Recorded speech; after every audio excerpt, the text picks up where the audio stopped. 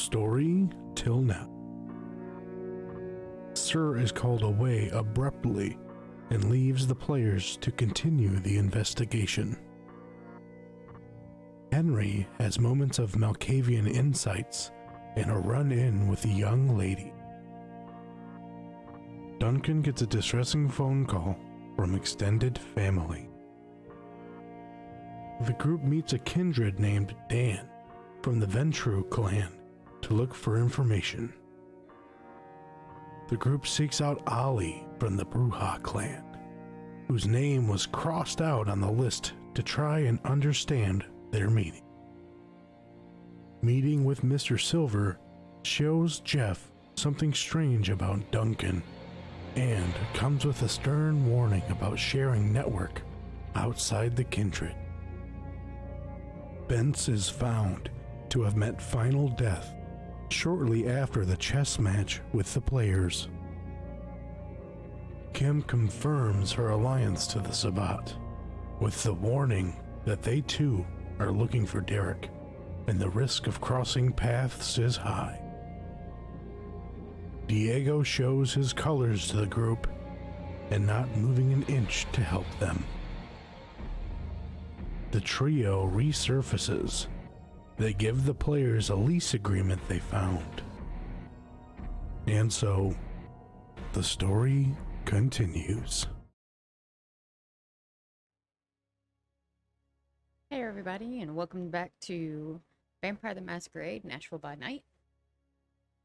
Alright, so we left off with you all going to your respective havens because the sun was breaching the horizon. After you received the lease agreement, which is still up in the Discord for the viewers' perusal under the vampire discussion section. And for the players, if you guys need to refresh your memory on what was on it.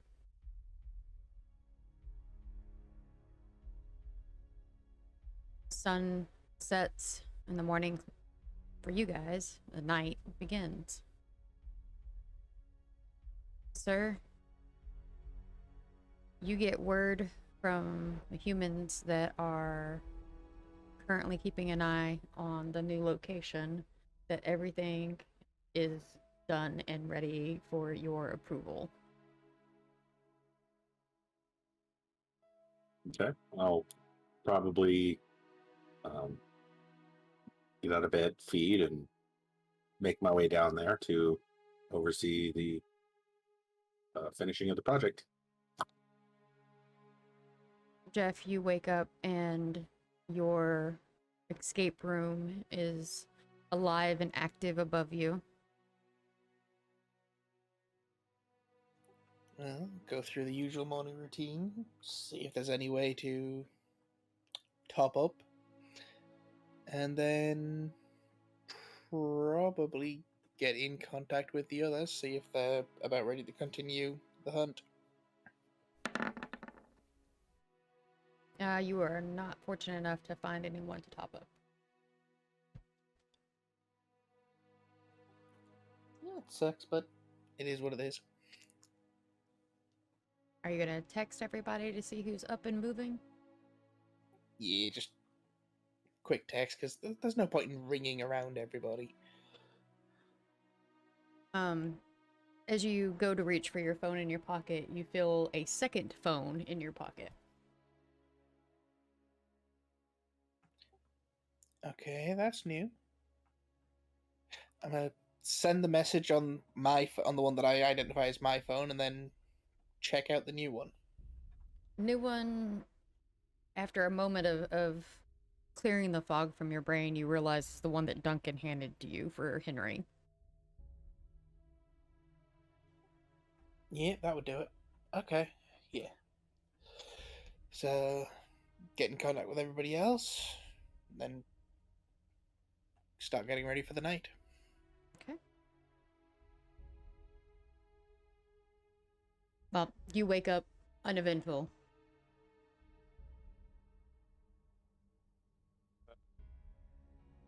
And then your phone does the thing of a notification that someone has sent you a message. Alright. look at the message, and then I'll respond to it that if the phone isn't ready for Henry, I'll swing by his place and see if he's up and moving.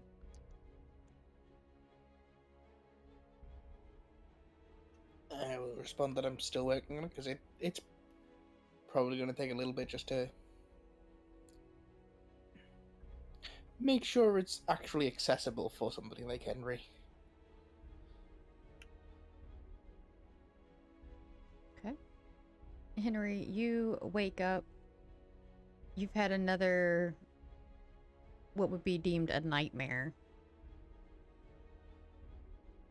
Very confusing memories or thoughts as you come to dealing with your stay in Bedlam, and conflicting memories dealing with Victor from your childhood. Oh boy. Well, I'm gonna spend my time after I woke up freaking the fuck out about that, trying to figure out what the hell's going on, and then probably quickly get sidetracked trying to think of how the hell I'm going to convince someone to take me back to steal that damn chair.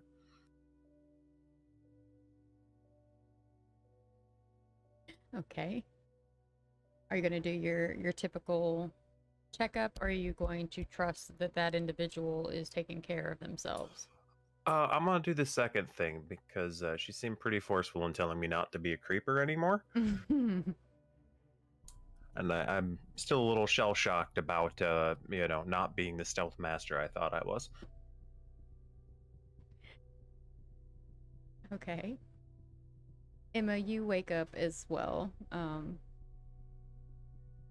as the sun goes beneath the horizon.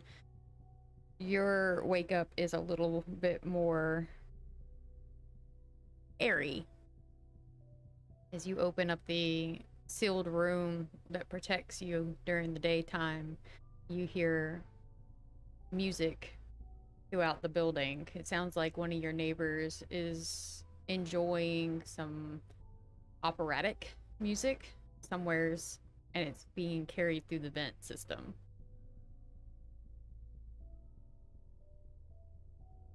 All right. I'm going to put on some headphones to listen to my own music and probably finish off that online plan shopping. Okay. You receive a text message from Jeff shortly after you settle in to your shopping that comes across the screen.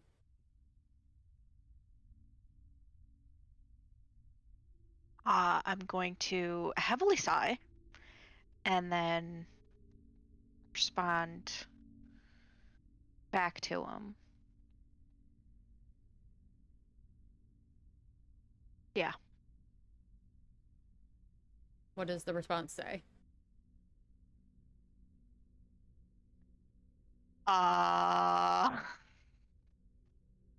Was busy shopping. What do you want? Are we sure you're not Bruja? Sorry.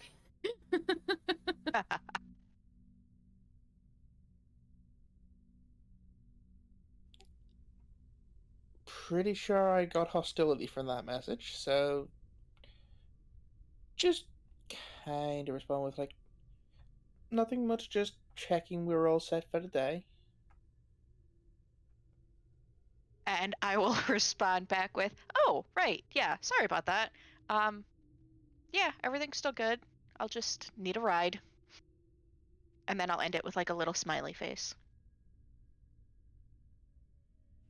I will respond by saying that I'll let both Duncan and Sir know that one of them is probably going to have to swing by Emma's. And then I'll do that. I'll send a message to both of them saying that one or the other of you is going to have to swing by Emma, I'll let you decide amongst yourselves. You're tech savvy enough that you realize there is a group chat option and have probably at some point thrown everybody into a singular group chat. The question is whether or not everybody else is. Yeah. I mean, it doesn't really matter as long as you put them in a group chat. They'll be there forever, whether they want to be or not. But if you got a mixture of Android and iPhone, it gets annoying because, like, if it started on an iPhone, the Android people have different texts from everyone instead of it being a group chat. And it's like a whole thing. Well, we're gonna simplify it and just assume everyone has Android. We all have vampire service, no worries. Yeah. Ah, Vamp Mobile. I hear that's good. That would be such a Nosferatu thing. I think you'll find it's called V-Mobile. Instead of T-Mobile. That's your job now. That's your job now. You're to get the V-Mobile up and running, sir. V for mobile? Anyway, I'm digressing really bad today. Sorry. Okay, so messages go out. How does everyone respond, sir and Duncan? What exactly does the message say again? Just that somebody's going to need to swing by Emma, and since both Sir and Duncan have the only vehicles, it's going to have to be one of you two. I respond with, I can probably send a driver to pick her up. If not, Duncan can. I am preoccupied at the moment, but will be free soon. I would respond with, I'm pretty sure I'll be in the area and picking up and checking on Henry, so.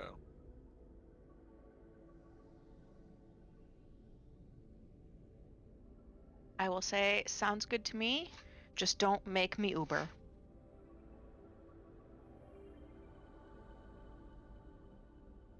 I'll text when I arrive.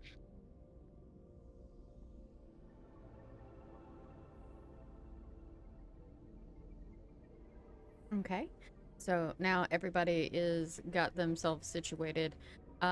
Sir, once you get to the site to do your inspection,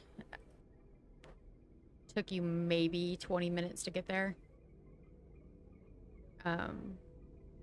You find that the outside has been left unmolested as you requested.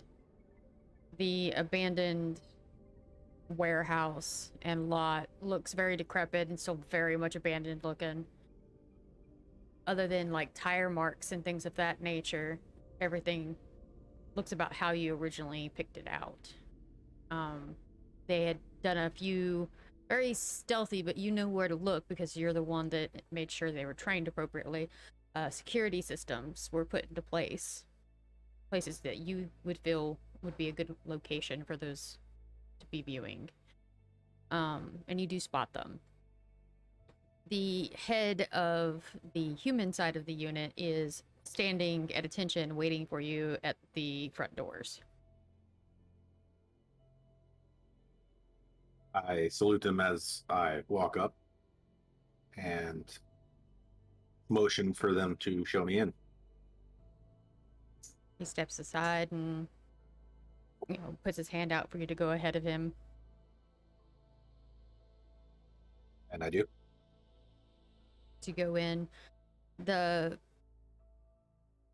air is still very dry in there. Dust has been kind of stirred, so there's a lot of dust particles flying through the air. And he proceeds to escort you around and shows you the structural area that is sealed from light for the bunk area. And there's enough room for about 10 people to sleep there.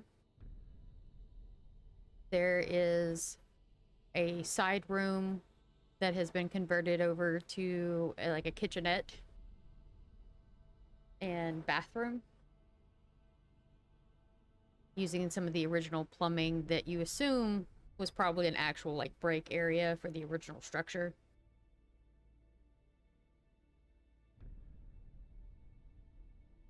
The refrigerator, of course, is set to have racks for things to be hung from them, but nothing is currently in there. You are informed that delivery will be tonight when the other portion of the team shows up to take over. You know what it is, they know what it is, but neither one of you are saying anything. Good. Then you are escorted over to the center of the building where a very large table has been put up with several comfortable chairs around with various maps kind of laying about. Some are full stateside, some are county, and then some are very specifically larger cities. Paper ones so they can be written on or otherwise noted on. A series of cork boards and dry eraser boards have been placed some feet away, but still close enough that you can walk to them and pin things and do things with them.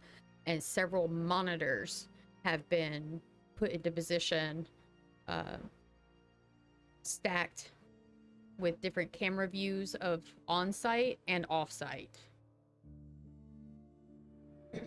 going into the area and surrounding wilderness areas as well.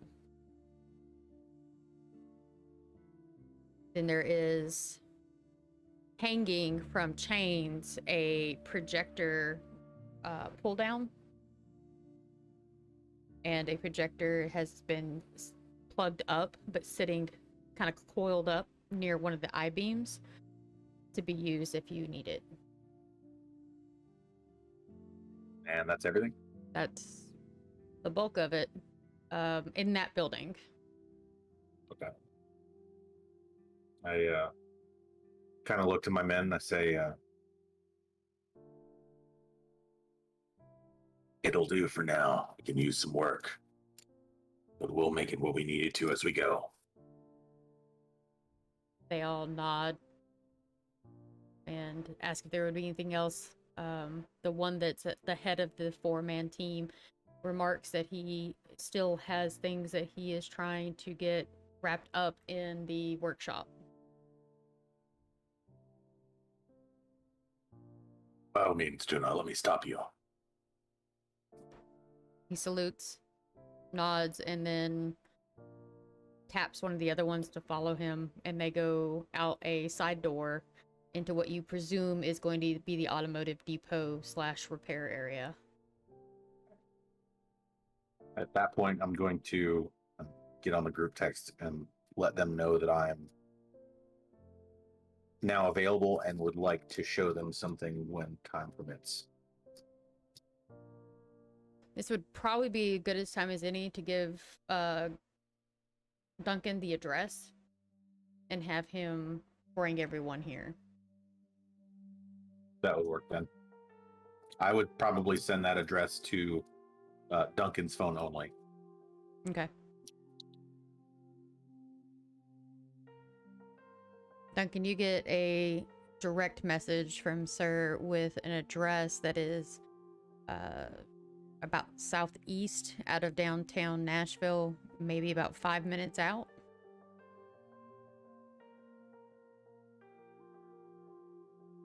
Alright, and I would assume I already picked up Henry, or...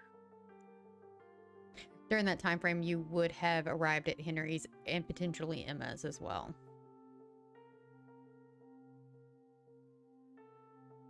Alright, then with the knowledge of that, I would head over towards Jeff's and message him to come out.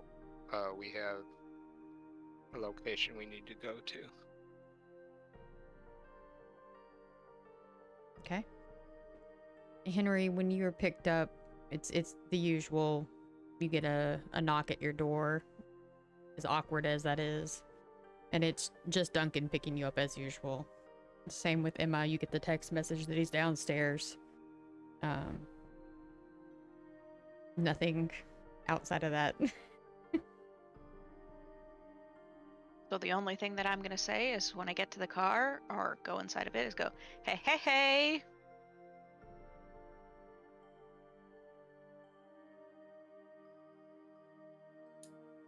I'm just gonna stare at you like you're crazy. I will accept this.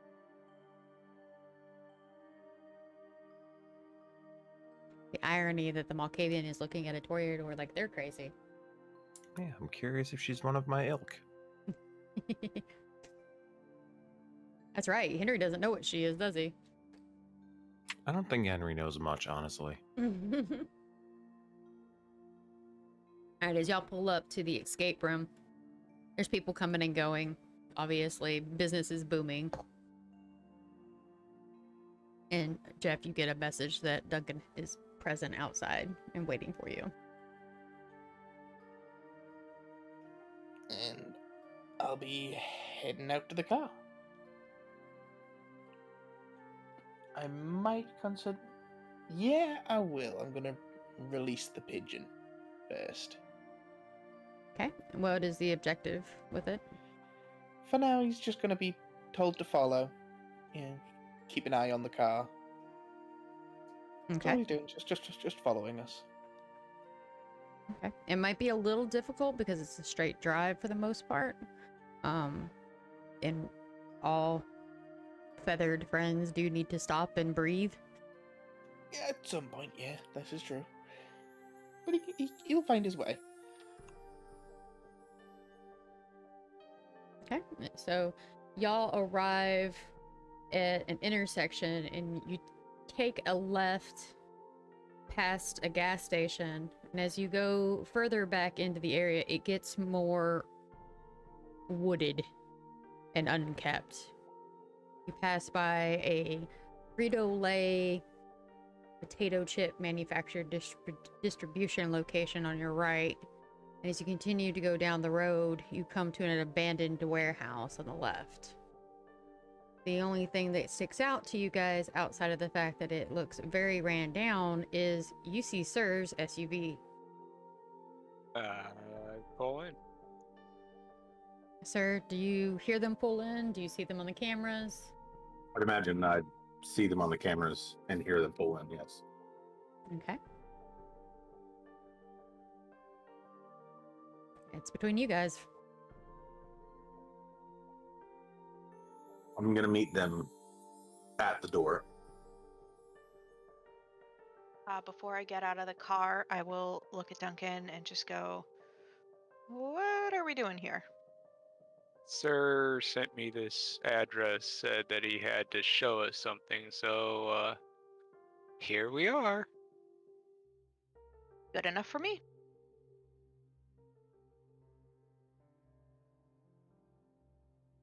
I'm waiting outside of the door, and I kind of usher you guys to come on in.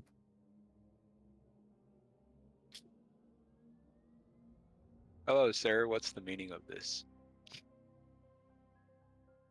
As you enter in, I shut the door, and you're greeted into kind of the main room with the large table that Sin described earlier. I say, I have procured us a headquarters in which to perform our operations from. I know I haven't been the most present in the past few days, but it is for doing this.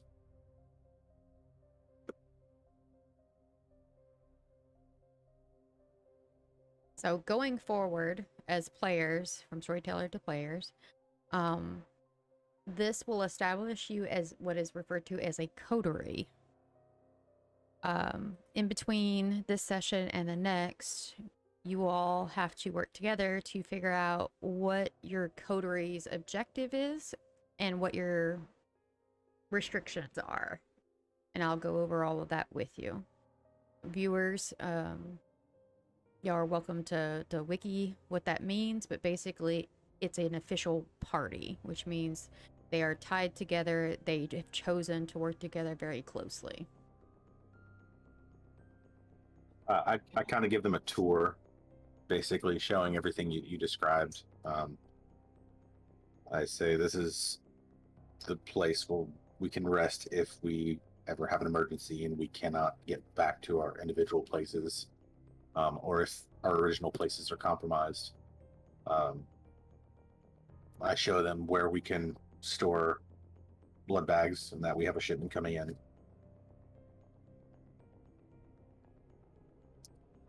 Nice. Other than that, I just ask them to kind of fill me in. That I do.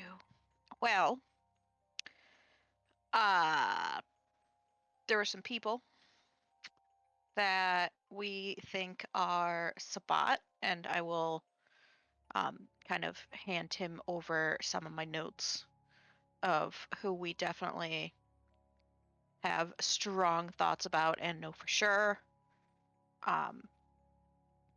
And we'll also fill him on the fact that Henry is in love with a chair. Well, And is he it really because it loves cushions this him chair. so well? Yes, you're gonna have to bring that chair here. I will Good. very much like to bring it here. Good. Yeah, so I will just kind of share my scribbles with him. And Henry's gonna pipe up. No, not here. Not here. That goes to my place. But Henry, we're gonna spend more time here than you are gonna spend at your place. Wouldn't you want the chair here? Quick refresher. This place has comfy chairs, yes? No. It is bare bones, military, paramilitary style aesthetic. Office chairs, table for going over strategies and locations, and some basic like what you'd see in like a cheap hospital break room for So- sitting at the table. We're not talking like nice mesh back swing line chairs. We're talking like more folding chair quality. Yep, it is very bare bones, get the job done, no frills. Still my place. I need a furniture. I Put can. behind Henry, put my hand on his shoulder, and be like, "We'll get you another chair for here." Thank you. I would like to point out that if you are talking about Benz's location, there was multiple. That was just the one you happened to sit in. Yeah, but I don't know no different.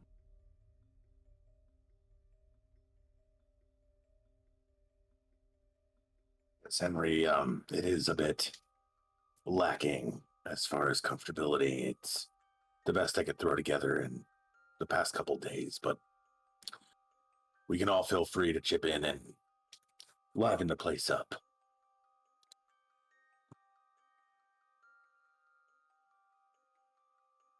This is an abandoned warehouse, so the space in it is larger than a football field worth of space to work with. What little bit has been accomplished takes up not even a full yard. Emma, the documents that you have on your phone, have you shown those to Sir? And are y'all translating it to the boards? Like, how are you sharing the information from your notes? So they're in my sketchbook, so I'm letting him see those. And I will also start writing it on the board. And out of character, I sent him a picture of my notes of what Yes. it is. In the meantime, while she's writing things down on the board, I'm going to start marking on the maps places of interest and how they tie in together. Good deal, good deal. I believe a person of interest that we need to take a look at is Jim Bell, and I believe he might be hiding Derek at his residence, but we should probably check out Derek's residence at 5483 as well. So we need to come up with a plan of action as far as which one we want to swing by first.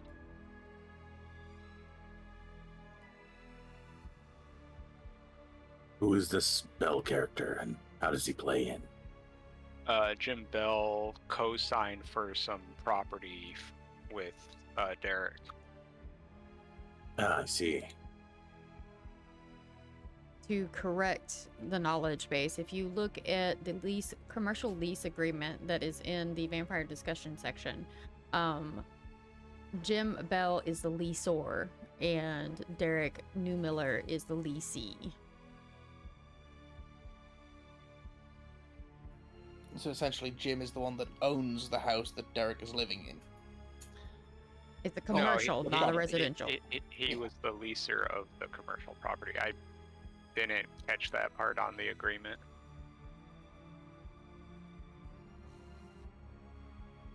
And is a commercial, not a residential lease. Yeah, and that's the place that we found the documents to begin with, that 321 Gallatin Pike.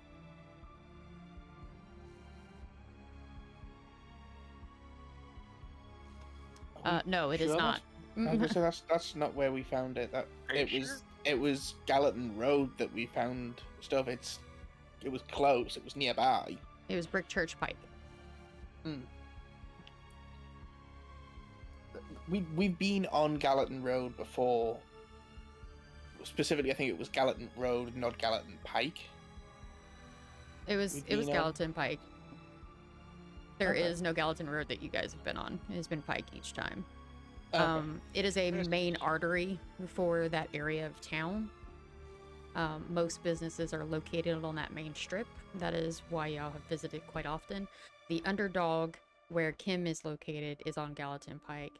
And the Billiards Club, where y'all met with Ollie, is also on Gallatin Pike. But that road spans all the way from the heart of Nashville all the way out to actual Gallatin, the city. That is why it is named that. I could have sworn we went to that address. No, yeah, because we got that towards the end of the last episode. That lease was what they came back with when they showed back up.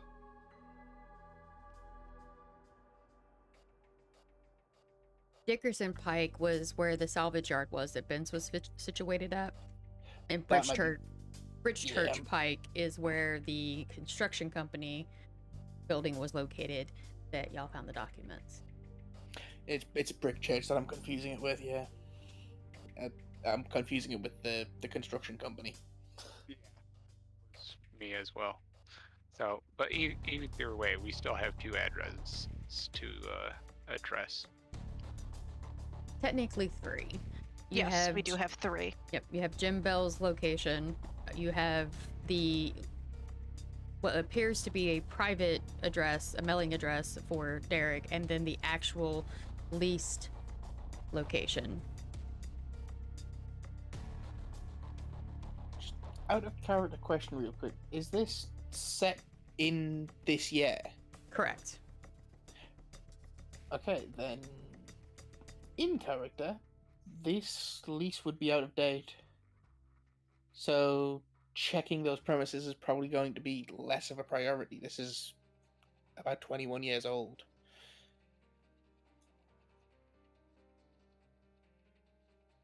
Yeah, but it doesn't mean that he doesn't know of that property and could possibly still be hiding out around that area. True, but checking his house is probably going to be the priority. It's Yeah. more likely that he's still at his mailing address than at a property he leased 20 years ago. For a 1-year span. Yeah. But that is the terms of the initial agreement. That doesn't mean that he didn't keep re-upping it, so True, but that if he'd renewed it, they would probably have been able to find a more up-to-date lease. True.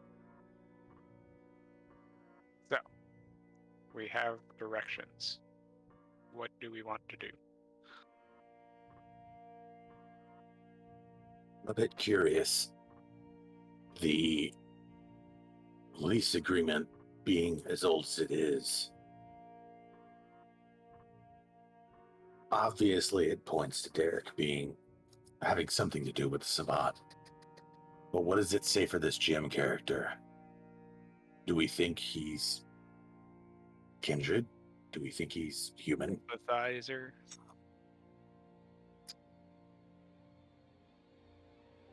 It is entirely possible that he has nothing to do with any of it and is just the owner of the property and leasing it out. But it is definitely something we'll have to consider looking into.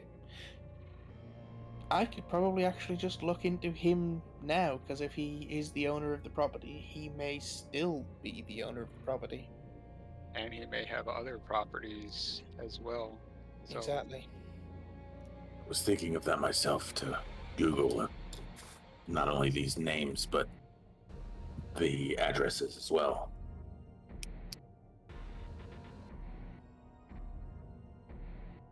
Okay.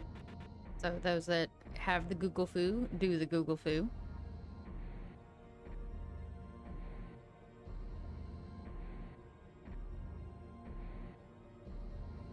Okay, so the address for Jim is correct. It is definitely his address. Something to consider. The other address, the one for Darek, is not. So it's a fake mailing address.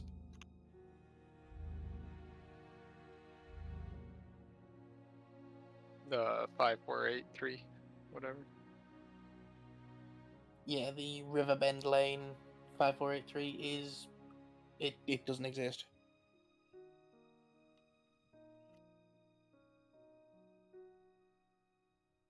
So, given that that is fake, we can't go and look for him there. It doesn't exist. Let's... And this was 20 years ago. Which, for us is nothing, but if this Jim Bell is human, he'd likely have no knowledge of this ever happening. He may not recall this ever taking place.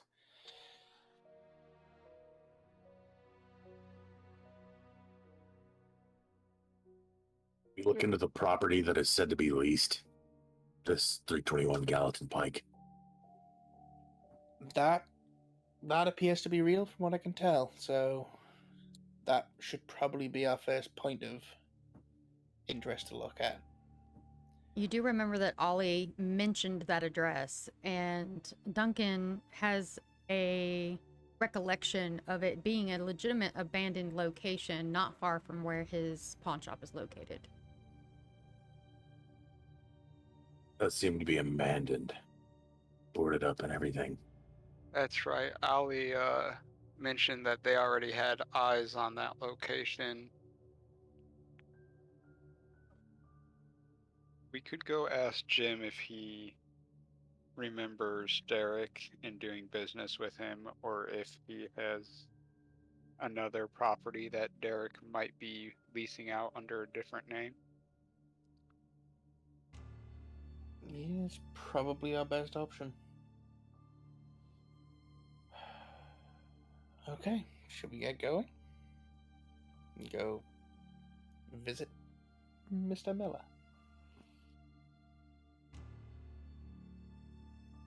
Mr. Sure. Bell, even. Yeah, Mr. Bell. Mr. Bell. As you That's guys, worth a shot. sorry.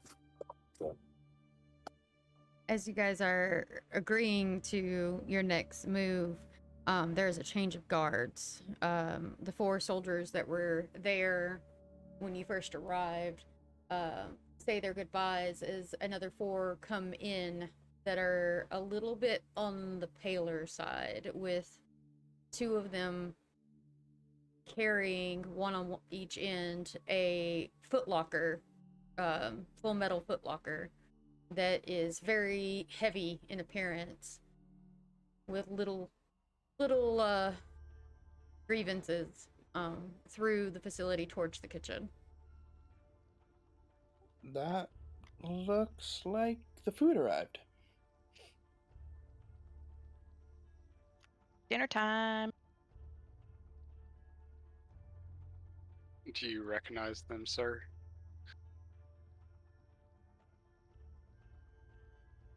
You absolutely recognize them, Alistair. They are your particular branch for doing security at off-site locations. A mix of Brujahs and gangrels that you have picked up along the way. Yeah, I definitely noticed who they are. Is this my second team? Okay. It is your vampire, your kindred team members. I introduce them and I say, this is Fox Team Alpha. This is who you'll probably most be familiar with in your time here. They don't really have names, and I prefer not to outright say their code names just yet, but... And I kind of motion, like, get to know each other. Each of them kind of salute you and then nod to each of the members of your group. One of them is a small-ish female member, hair pulled back in a nice tight bun. She particularly nods towards Henry and gives a little wink and goes about cleaning up the tote and taking it back out to the vehicle, one-arming it. Henry's just gonna return an awkward little wave. Okay, so shall we get going? Okay. And I throw in my keys. Yep. Yep, let's We're go. taking the SUV.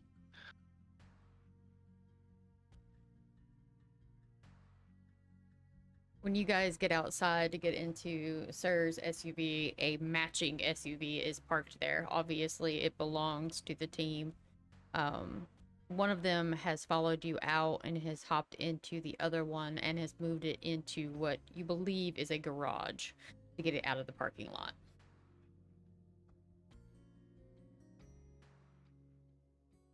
I will toss the keys to the GTO to one of them and say, take care of her or you die. The one that was getting into the SUV snatches him out of the air and nods, yes, sir, and proceeds to move that vehicle. Your journey to Mr. Bell's house goes fairly uneventful unless you guys have a conversation between each other.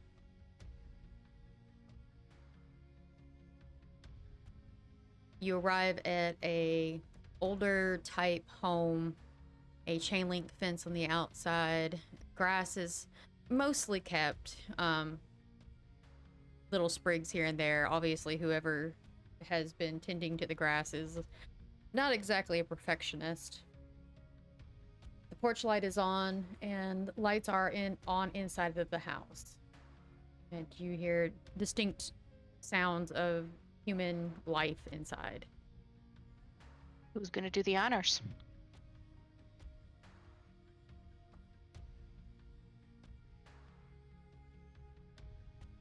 I motion for Duncan to go around back. Duncan is gonna take that signal and start slowly creeping around to the back. Given that this is probably a human, is it probably? We don't know yet. we probably want somebody with a friendlier face going first, so that kind of rules me out. I think that means you're up, Emma. We could just look at him through the window. I think, in a spirit of Liz, that maybe you should rock, paper, scissors, Emma, for it. Yes. I mean, as Jeff said, friendly. I don't think my frame is going to scream friendly. As you look at Sir, as you say that, you get the distinct sense that maybe you are maybe a little bit more friendly than his imposing, just blank stare at you. Rock, paper, scissors? What's that?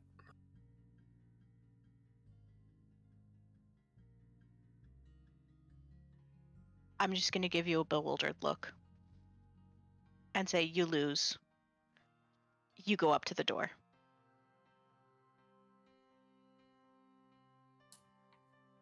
I don't understand your games, and then I'm gonna head up to the door, I guess.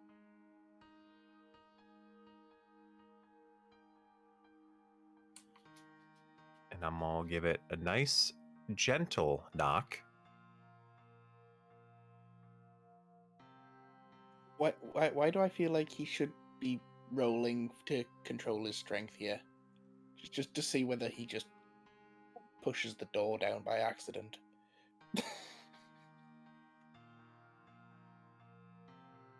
All right. As you get up there, the boards that make up the porch creak underneath your weight. And Henry, despite your overall size, you are extremely gentle, almost too gentle. As you knock on the door, the storm door, you realize that the people inside can't hear you.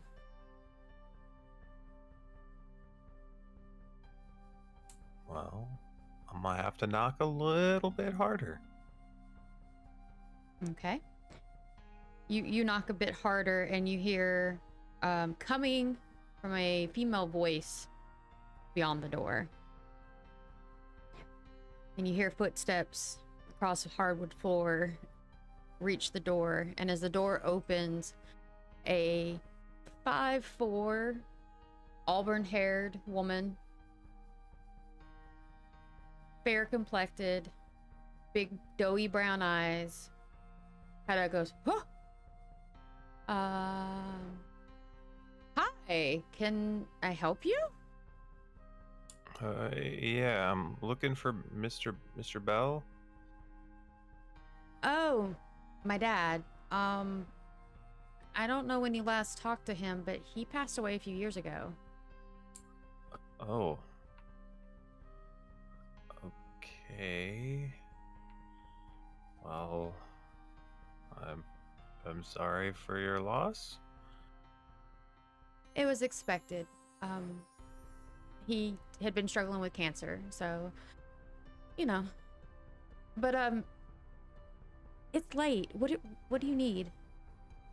I'm just looking for some potential information on one of the people he had some dealings with, a while back. Someone he's renting property to? Yes. Oh, okay. Hang on a second. And she turns her head inward into the home and goes, honey, step out on the porch real fast. It's one of the renters. And you hear a guy go, okay. And she steps out past the storm door onto the porch with you and shuts the door behind her. Kind of crosses her arms across her as she pulls her little hoodie a little bit tighter around her. And she's looking up to you, not intimidated in the least bit. Okay, what property are you needing information on? Yes. Okay, that's not helpful. My dad had a lot of properties. Can you give me a ballpark of what area of town? I can give you the renter's name. Okay, that might help. I wasn't really involved too much with his rental dealings. But I've got some records inside. If you can give me a name, I can try to look it up. Yeah, it's Mr. Darek Newmiller. Okay. All right, hold here for a second. I'll be right back. And she steps inside and closes the doors behind her. I'm going to just mutter out the window, hoping that a certain big guy's senses pick up that we're looking for Gallatin Pike. Yeah, I'm trying for it to be quiet enough that they don't hear it, but he does. I mean, the yard isn't very big. There's a high probability that Henry heard something from you, but not necessarily make out the words if you were being quiet Man, you assume that he is listening. or paying attention. That is a fair point. I tried.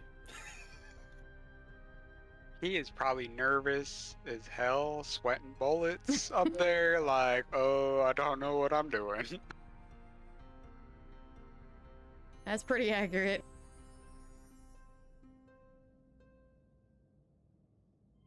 All right, after a few minutes pass, she opens the front door again and then the storm door and steps through, closes them behind her, with a scratch piece of paper. She's reading from it. Darek Newmiller, right? That sounds right. Okay, so he rented a property off of Gallatin Pike back in 01. He never renewed the lease, as far as I'm aware. Okay. Offhand, do you know if that property's had any other renters since then, or? No, he's just been kind of sitting on it, waiting for, I guess, a renewal of the area. That area is kind of ran down, or at least it used to be. It's starting to get gentrified, but it's still pretty cheap for the land, so he's just been kind of holding on to it. Okay. Did he do any kind of like checks or lock changes to ensure that people left after leases expired, or was it just kind of whatever will be, will be? He did change all the locks. That's pretty commonplace. He's always been a good, realtor. Like, my dad made sure that, every place got recoated with paint, recarpeted after each tenant. The state of Tennessee is kind of strict with their whole, landlord-tenant act, so he made sure to do what he was supposed to do. Gotcha. Okay. Are you interested in the property? Maybe I'll get back to you. Do you have one of those like phone numbers things? Yeah, but I don't actually handle that anymore. We handed that off to an agency to handle. Let me go get one of their cards. I'll be right back. Okay. She steps back into the house. This time the wooden door is not shut, and you can see into the home. Do you peer or do you mind your business? Kind of look. There is a guy sitting on a couch watching television, and there is a playpen for a child within arm's reach of him. Lights are fairly dim. The only real lights that are actively on at the current is the one in the living room, and it appears to be one down the hallway, which is probably where she went.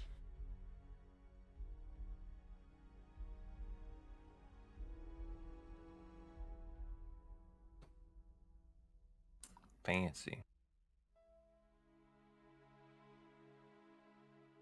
She returns from around the corner where that light was at, and it is now off, and she is walking up to the door and just lightly pats the man on the shoulder as she goes by. She gets to the storm door, she opens it up, steps half out because she's assuming y'all's business is concluded, and hands you a realtor's card. I'm gonna take the card from her and say, thank you. You've been a great help. I appreciate it. Yeah, no problem. You're not the first to still be looking for my dad. We took over his home after he passed. Mom didn't want to stay here anymore, but I have a lot of memories here, so I didn't mind coming here. But yeah, next time, just call the realtor company.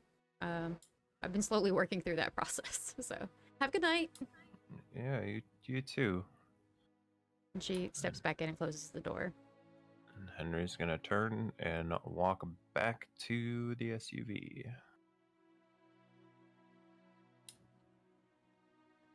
And then I think everyone's there except for Duncan, except for Duncan, who's around back. Around back, hanging I'm out. gonna give one of those real loud like finger whistles. Let Duncan know we're heading out. Once Duncan gets back, Henry's gonna just say, well, the old man's dead. Apparently, no one's rented the property since Derek. And I got the card for the realtor agency if we want to try and check it out, with them. But, we can also go just investigate on our own. I'd say let's just go check out the 321 Gallatin real quick. If we're gonna need to send someone during the day to the realtor. Most realtors aren't gonna handle or deal with us in the middle of the night. I can handle sending someone over to the realtor's office during the day. But I also think maybe we shouldn't go into this place so blind. We're just now finding out about it. Well, the lady did say that after leases were up, he did change the locks and, redo things. So it may be nothing there, but I guess going in blind, it doesn't make too much sense. So. Well, Ollie said they've been keeping an eye on it and they haven't seen much activity over in that area.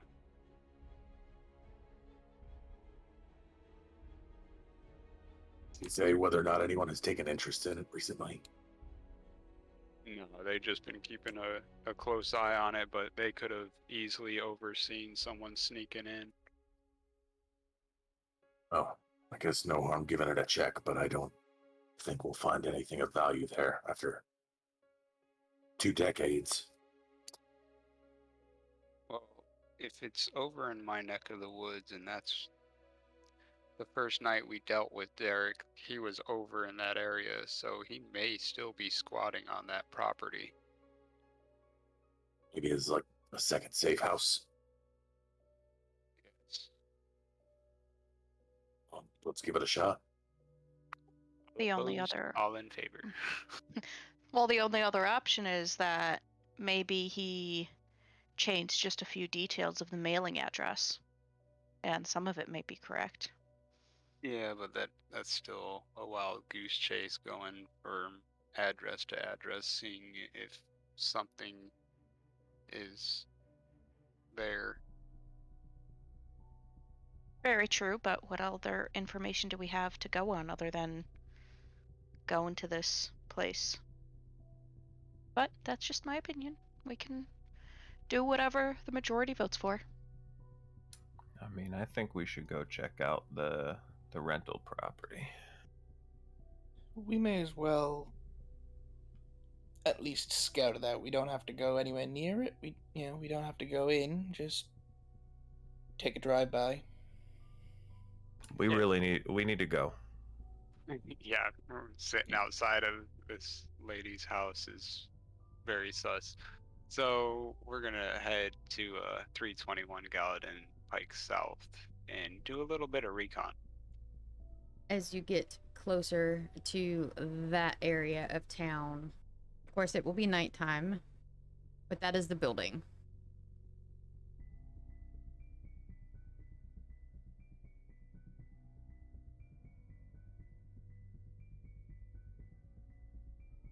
And this is the surrounding area. How do y'all wish to approach this?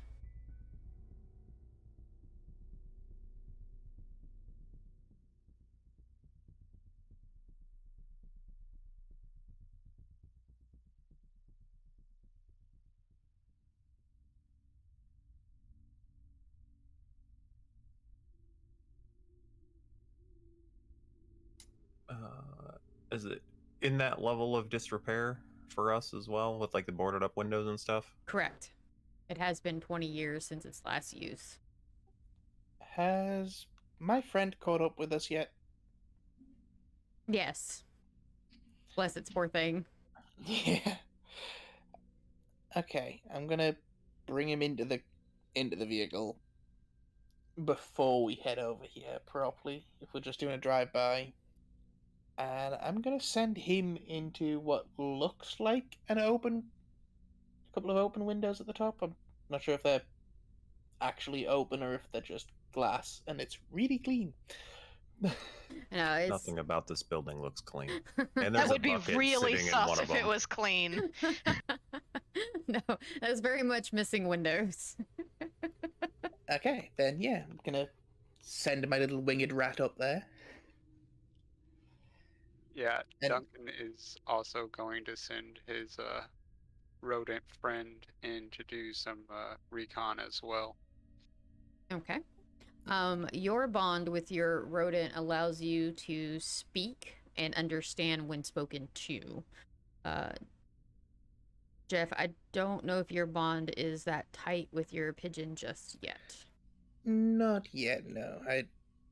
But he can understand and follow commands, I think it is. Yep. So I'd just be telling mine to actually make some noise if he sees anybody in there. Other than that, that's about the best I can do, so. Okay.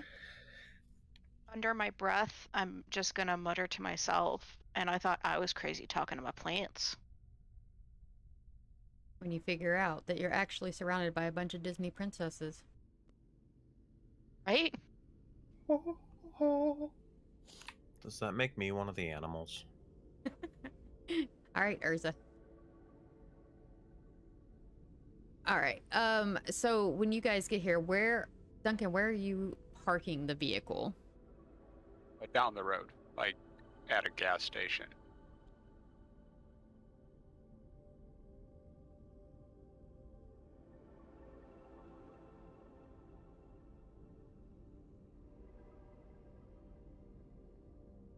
Really good looking butcher. Dude, there's an Aldi?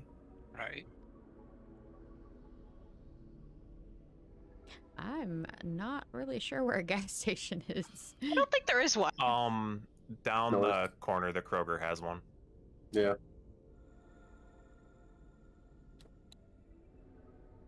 I see a Firestone sign on the. Yeah, Kroger Fuel Center.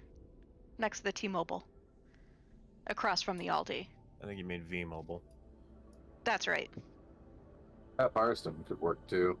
It's Yeah. kind of right across the way, but not Pull directly in front of into it. Firestone and act like our vehicle is there overnight getting tires or something. Dude, we could park at Carlos Wireless. I just saw that too!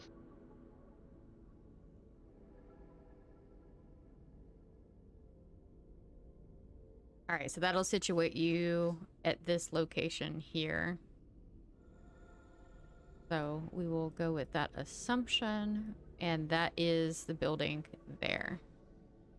So now y'all can kind of see this side of the building. Get a little bit further out, and this is what the other side of the building looks like. I love Street View. Okay, so Pigeon and Rodent makes their way into the building. Y'all are parked cattywampus to it. Of course, the Pigeon gets there a lot faster. Your Rodent friend has to play Frogger across the road, so it takes him a little bit longer to get in. Good 35 minutes pass after the Rodent has been seen actually making it across the road safely. The Pigeon returns and is just kind of cooing, sitting on the edge of the window. But you don't know what that means. You just know that it returned.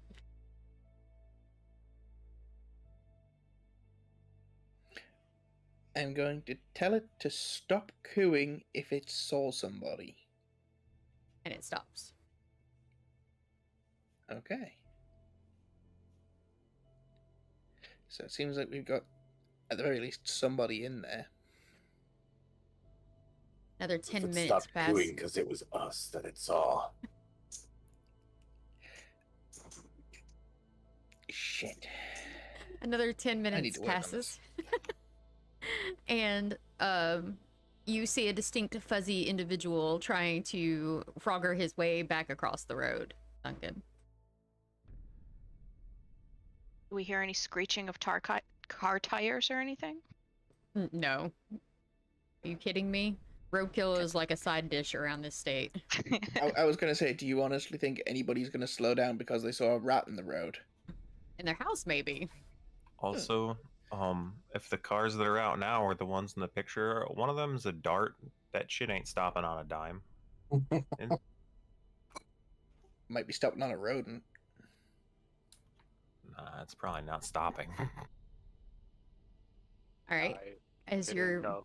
buddy gets back to the vehicle, it's sitting outside of it on its hinds, front feet up, kind of making a little prayer symbol of, yo, hey, I need you. And it's like, What'd you see? there's a guy. There's a guy. Do we have a picture of Darek? You had a side profile picture, like from the back of his head type of thing, that was taken of him some time ago, that the trio had shown you guys. Blonde hair, fair skinned, just typical like Bruja aesthetic. Torn blue jeans, black leather jacket, just very, very stereotypical. Yeah, but do we have a picture that I can show the rodent to be all like, is this close to what you see? You do not. Also, that's clanist. It is clanist.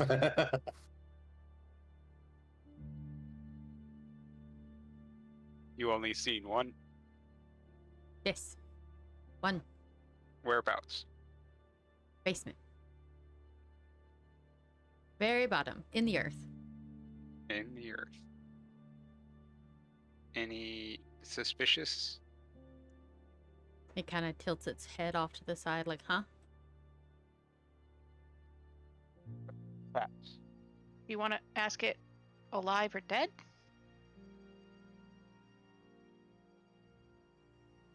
Is there a difference of that kind? Yeah, I say, is that if it says dead, is that helpful? Maybe? I'd look at Emma like, are you crazy? No, that's me. Well, I mean, that rules out a homeless person. Maybe moving or not moving? What do you ask it? Sleep or awake? Awake.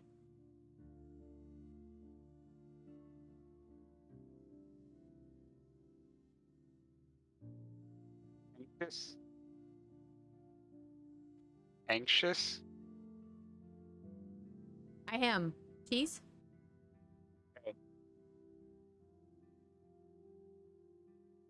I will pull out a slice of cheese for the rat, and then I am getting out and gonna start heading over to the building. Okay. It And he's numbs it gonna and jumps it. follow. When you open the door, it jumps up into the floorboard and drags the cheese up with it and curls up to nom. Yep. Okay, so you're gonna have to play Frogger to get across the road. It's not this thick of traffic, by the way. It's not this bad. It is the evening, so pretty late into the evening, so it's not like it's super busy, but people are going fairly fast. So if you're gonna go, you gotta go when you have the opportunity. Yeah, it's one of those silly things with main roads like that. It gets less traffic, but the traffic is moving faster because there's less traffic. Then I'm going to go across the road when I can and not be hit. Yeah, and I think before we try and head in, Henry's gonna try and just circle the property real quick and look for a certain motorcycle. Okay. At this point, Henry, if you are going to be doing that, I want you to do a what I call a perception check. Pull up your page and you dice pool options here. What the F? What? Why is your character sheet empty? It's not for me. It doesn't even show you in roll 20, Bub. Ah, okay. Give me a second. It's being the dumb. I deleted Henry. Henry is no more. Wow. Oh, true death for Henry. Don't do that. Don't do that. Okay, there we go.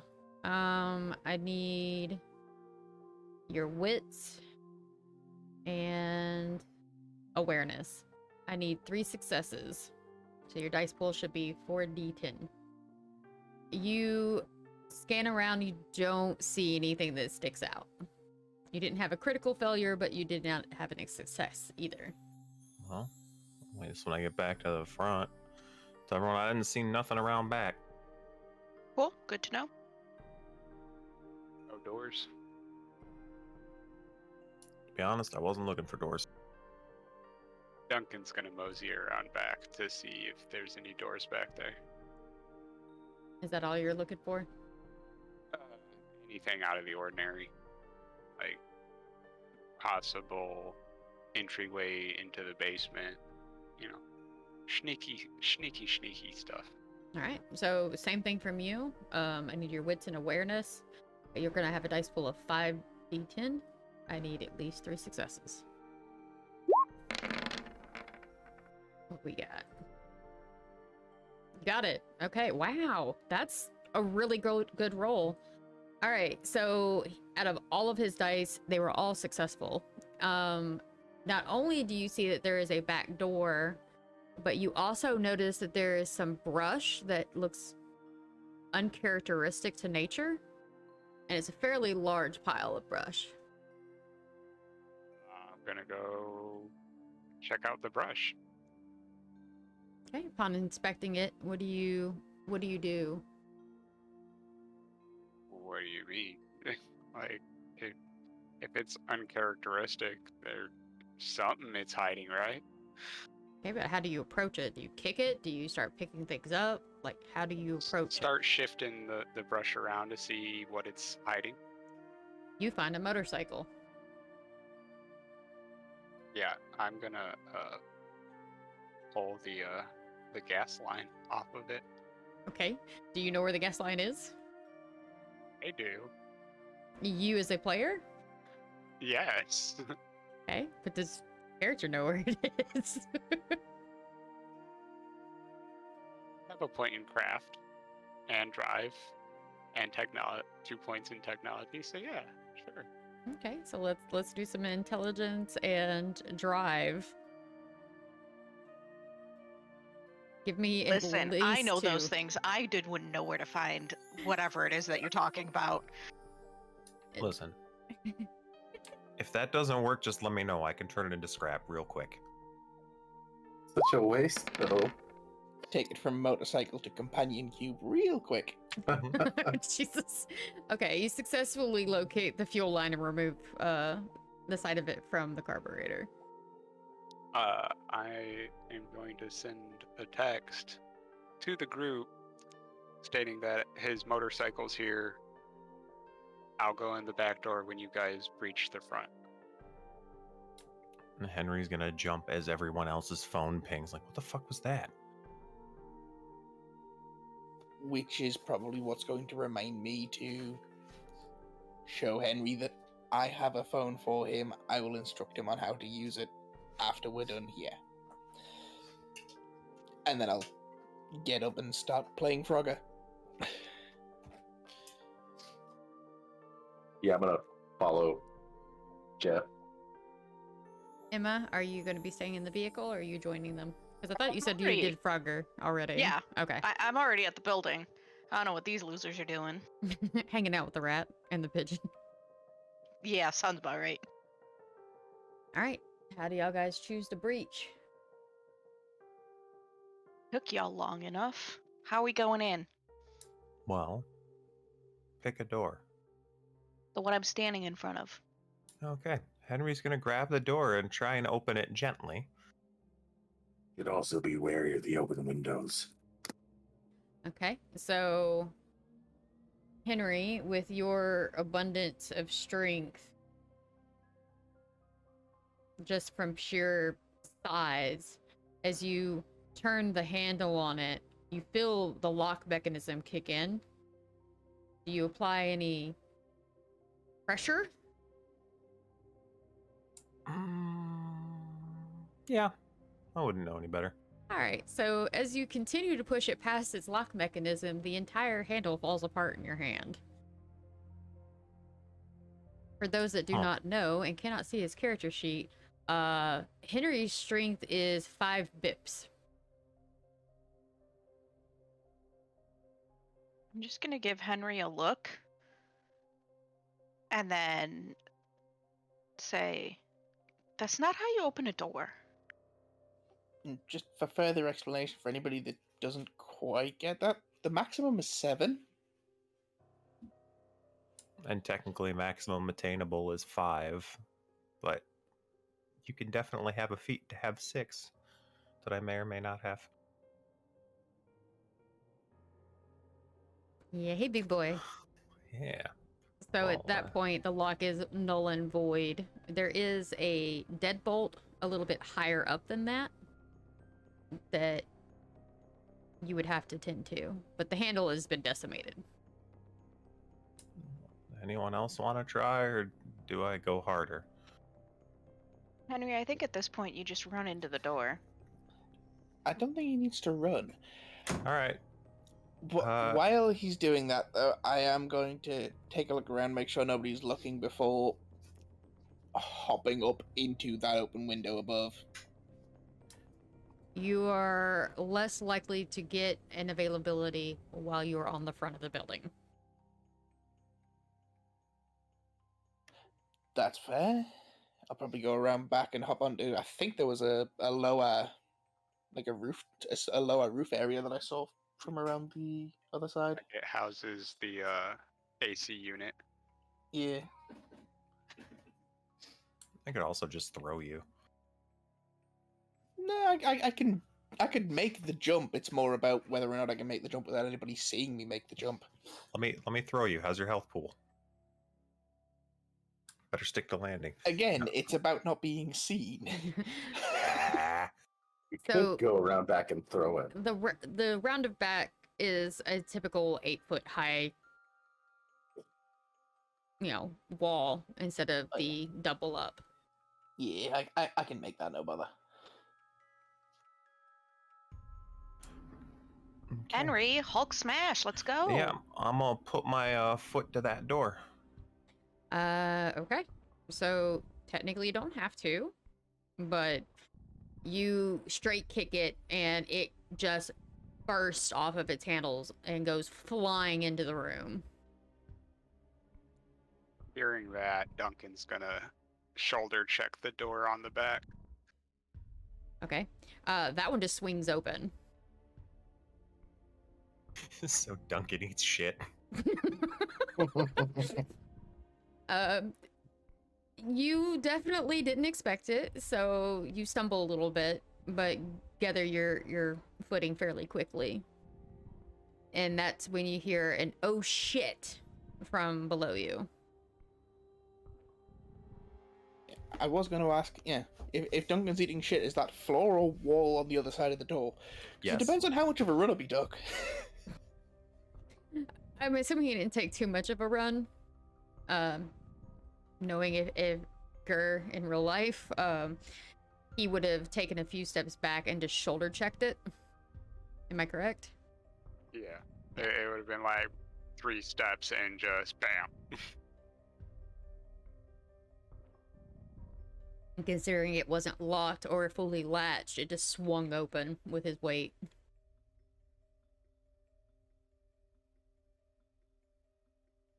All right, so you have Did I'm we gonna hear rush in. the oh shit? Oh yeah. Well, then I'm gonna loudly exclaim, honey, we're home. Are we sure you're Toreador? My plant shopping was interrupted, okay? Here's Emma. Just checking, there is no such thing as, like, clan mixing, is there? Nope. where somebody can be somehow both. Nope. There sure isn't. I mean, you can pick up disciplines from another clan, but like, no, your clan is your clan. Yeah, just because thinking about it, that could be in kind of nutty. Can you imagine like the fixation of a Toreador, but with the mental capacity of A hell, Malkavian. yeah, yeah. A Toreador with Malkavian tendencies. Yeah, uh-huh. I'm pretty sure that would make you the villain from 7. Oh, Lord. Okay, so we are now in high alert. Darek is well aware that someone has breached the building. Rush in and immediately start trying to find an entrance to the basement. Okay, it's fairly quick. You notice there's a dim light coming from a doorway. I'm not even going to worry to see if it's unlocked. I'm just going to kick it open. Okay. We're in SWAT mode. We're just Yeah. reaching clear. Yep. And while I'm up on the back roof, I'm going to look and see if there is a doorway into the building from here. If not, I'm going to go up and over the top and into one of the open windows on the other side. There is a window that is mildly boarded up on the backside that kind of overlooks, you know, that Okay, space. so there's an open window on the backside. Gotcha. And you're hearing all the ruckus happen. Yeah, which is why there's now an open window on the backside. And seeing Sir go through the one door to what he presumes is downstairs, Henry's going to start looking to see in all the doors if there is another staircase or if there is just the one. From a quick rudimentary glance with your wits and your awareness, you don't see anything. Okay. So Henry's going to plant his ass at the top of the stairs and not move unless called for. Okay, sir, as you go down the stairs, you see a very surprised Darek Newmiller that is currently holding a gun at you.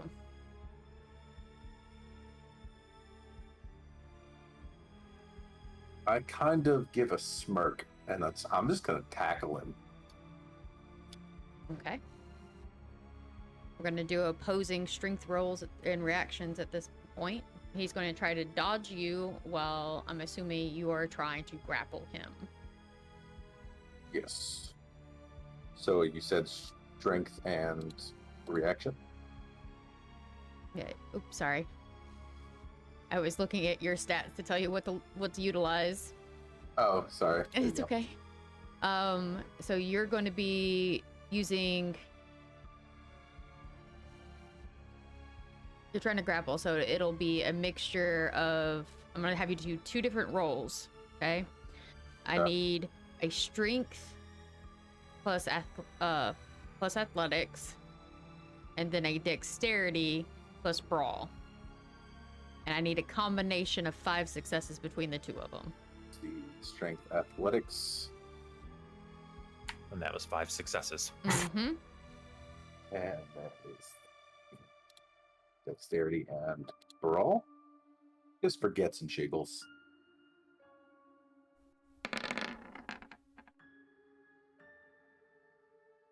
Okay. So yeah, you absolutely overwhelm him. He is too in shock, and your speed alone, even without disciplines, your speed alone startled him, and he wasn't even able to pull the trigger before you were on him like stink on shit. You now Got it. have him entangled. What do you do? I'm going to disarm him. Okay. He is going to struggle. I need you to do an opposing roll of strength and athletics.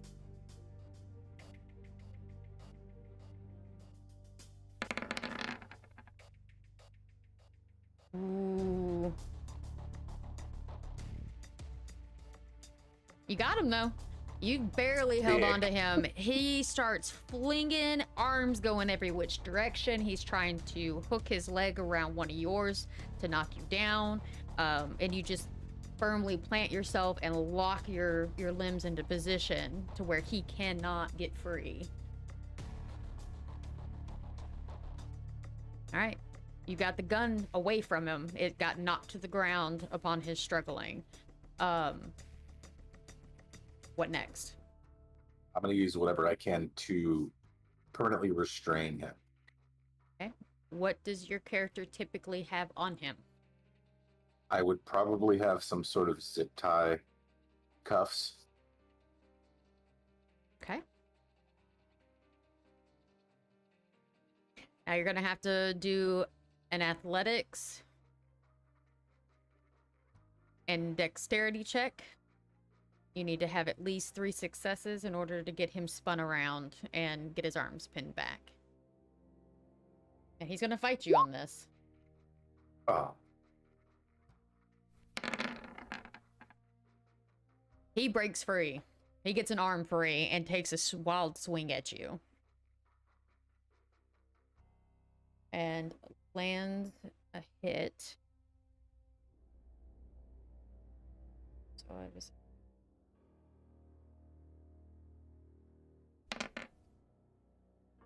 You take 5 of blunt damage.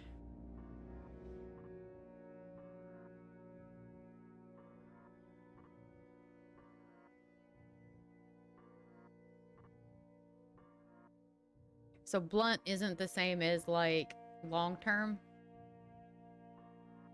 So it's more like getting a nice bruise. Where is your health at? That's a good question. Okay, your health is on that page, about halfway down. It's right below your mental. So Okay. you take one blip away. Because he cracked you good. It's Bruja versus Bruja right now. Yes. Okay, so what's next? You're going to do another dexterity and athletics to try to grab that arm back up and get him resituated. Oh, no. Oh, boy.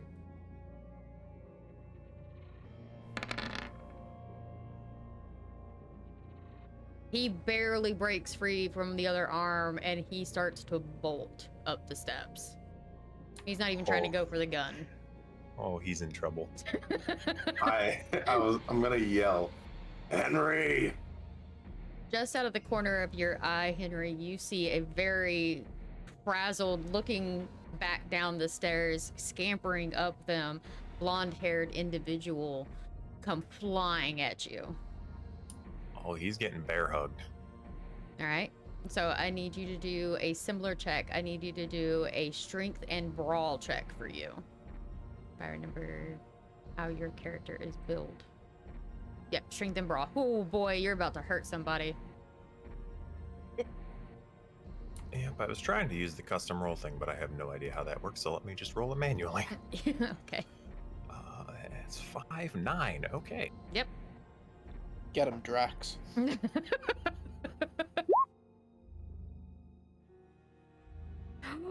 Ooh, shit. Okay. That's not that bad. That's not that bad. I'm going to use that critical success that counts towards 2 successes to negate one of those failures and the 2 9s to negate the other failure. So you still get 3 successes on him. You don't crush him, but you definitely got him.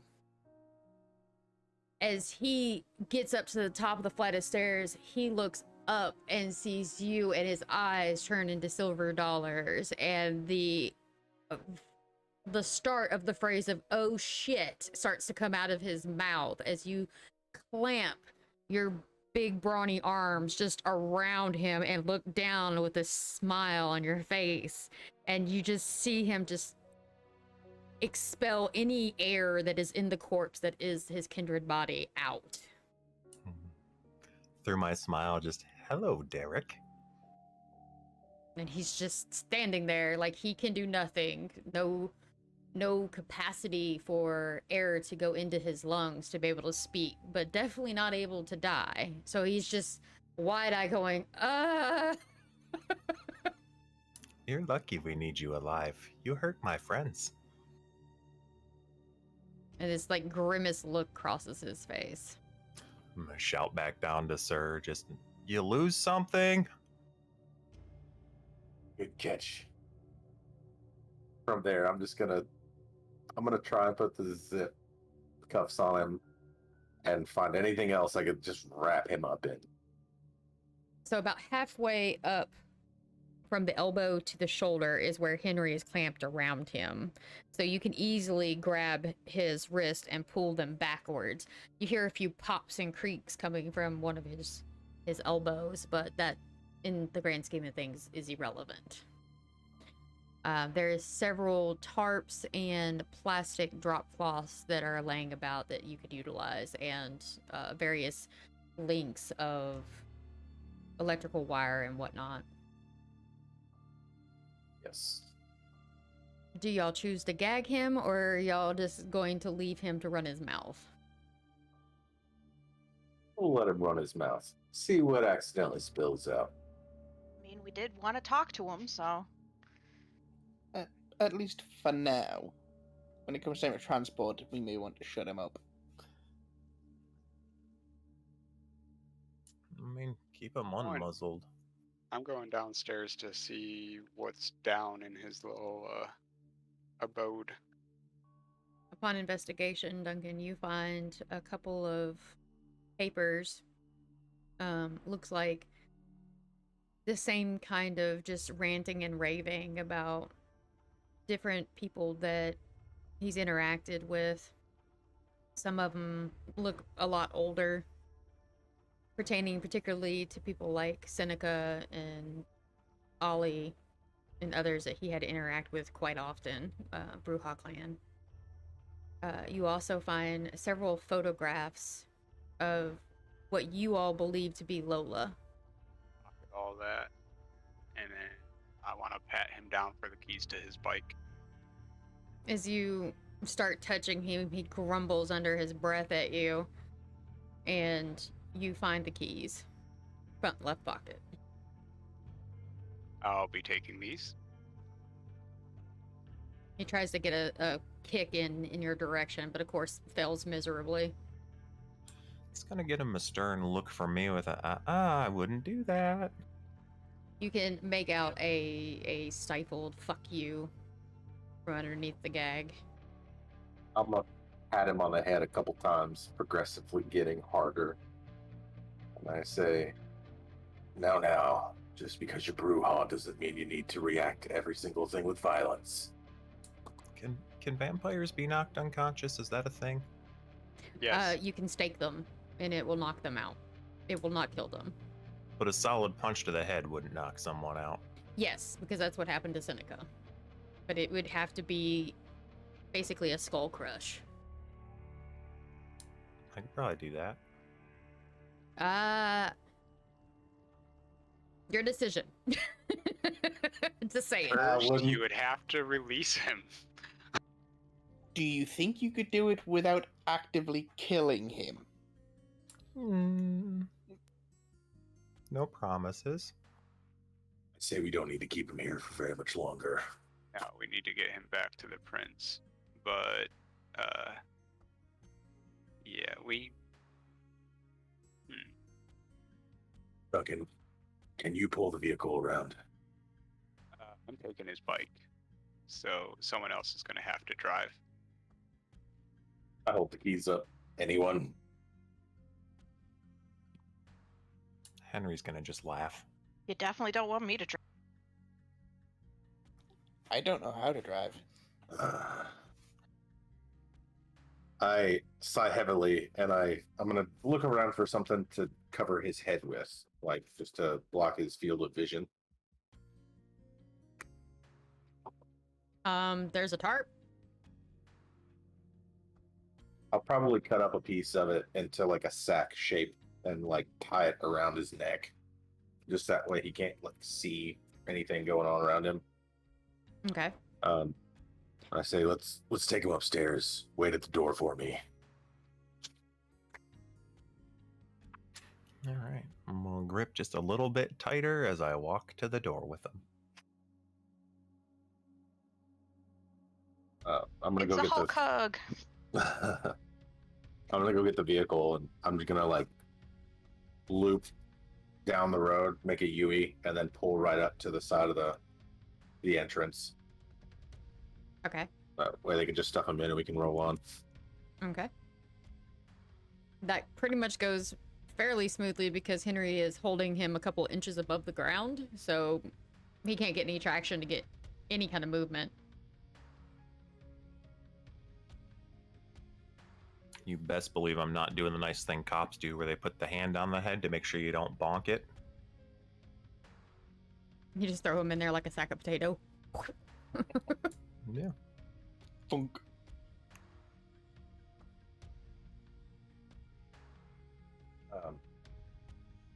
As we're driving off,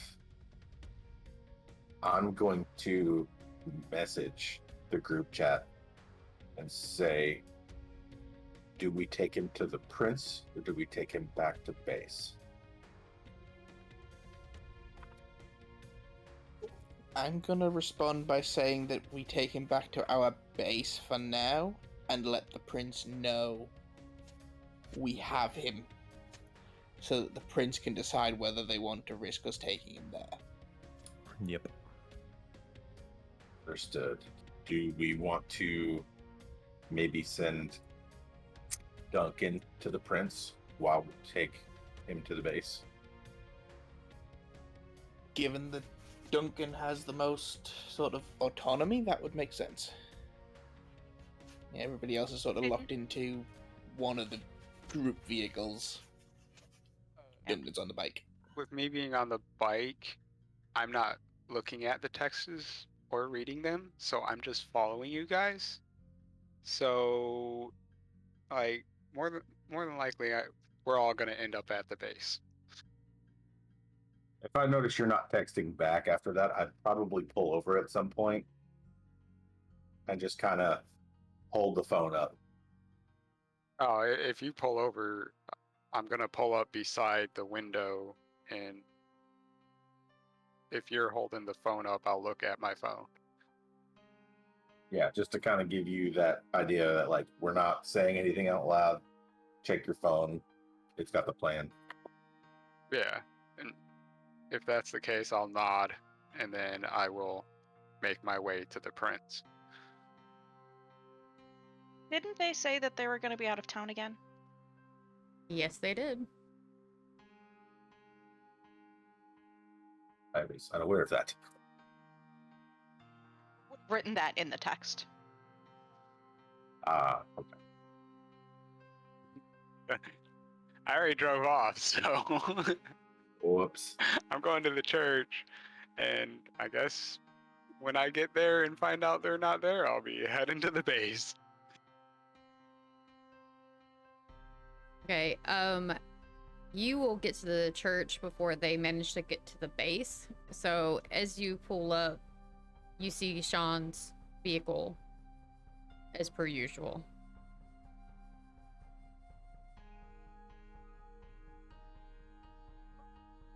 Get off the bike, walk up, ask if the prince is available. Sean greets you. Hello, Duncan. Yeah, they haven't left for their trip yet. That's why I'm here. Let me let them know that you're here. And he uses the ear connection and speaks under his breath, and then he goes, okay, yeah, they said come on in. He hands you your brooch.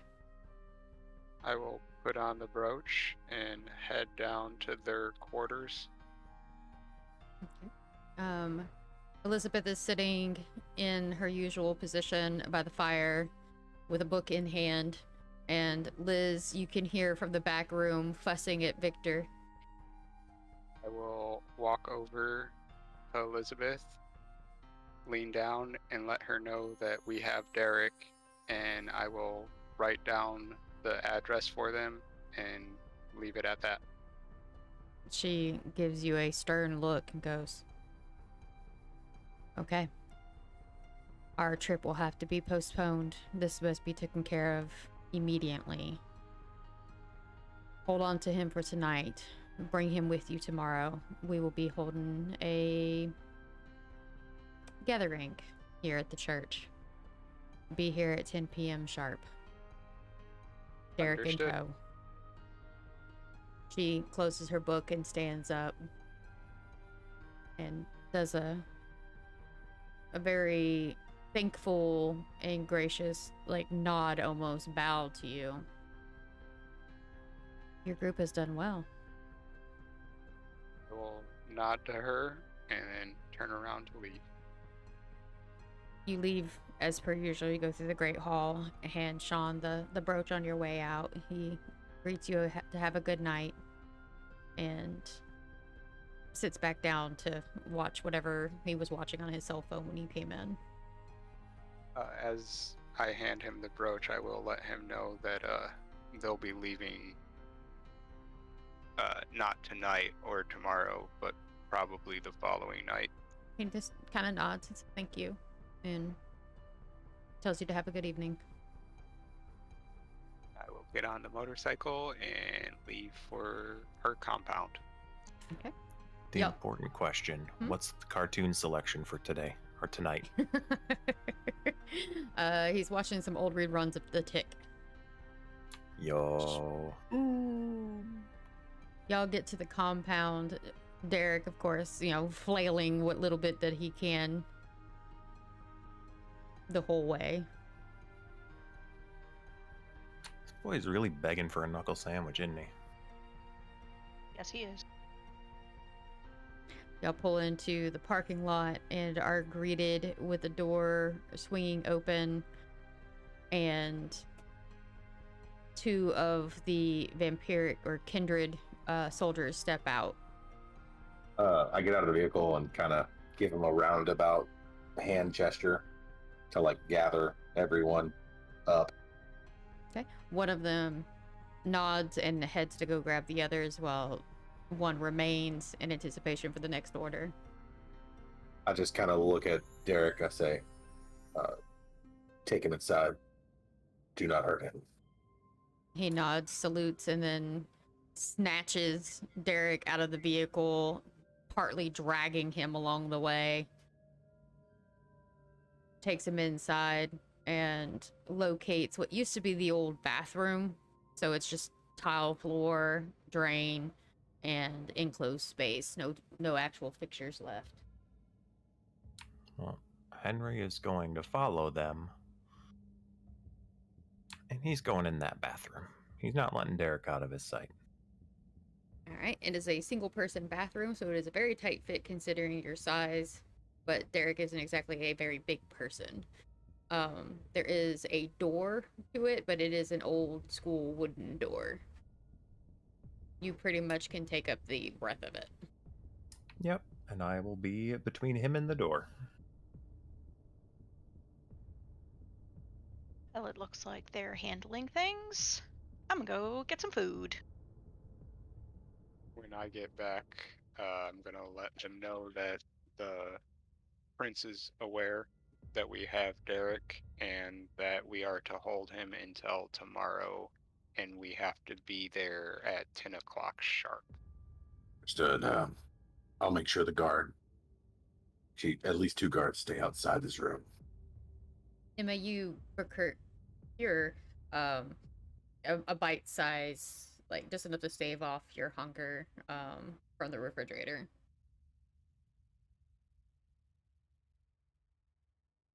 Okay, cool.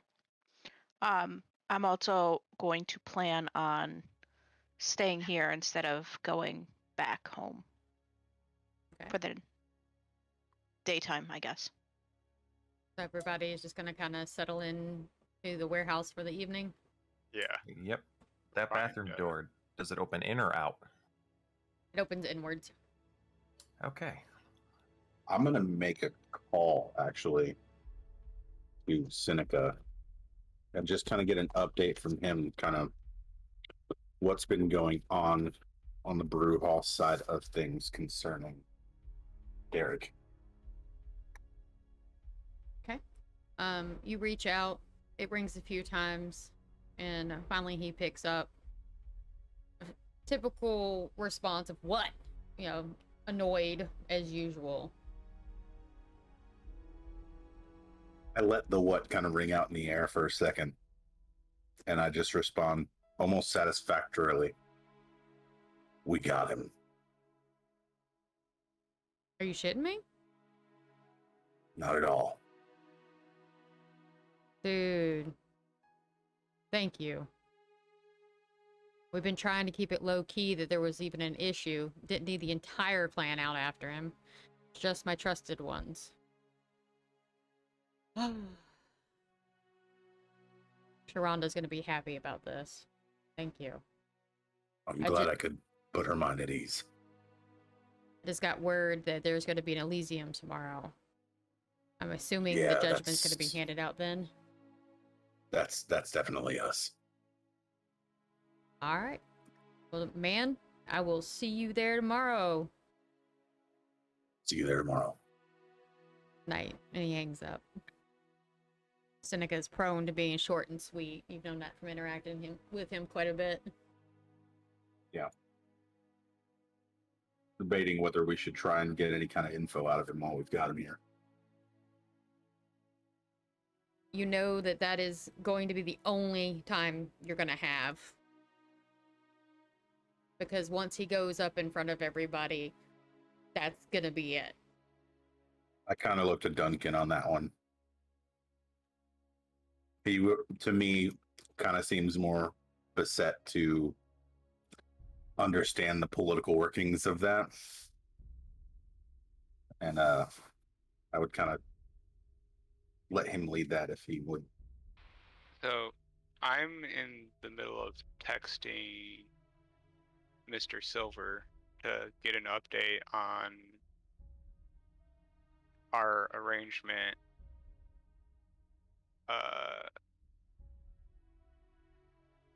Like, are you bringing it to me as a question? Like, should we go ahead and do this? Or is it one of those, the truth's gonna come out one way or another? Or like, what's your approach on this? I'd probably just come to you outright and kind of say that this is the only time we get to do this. But as far as kind of how do we handle it? What are the things we're going to ask? Because we're only going to get so far with this.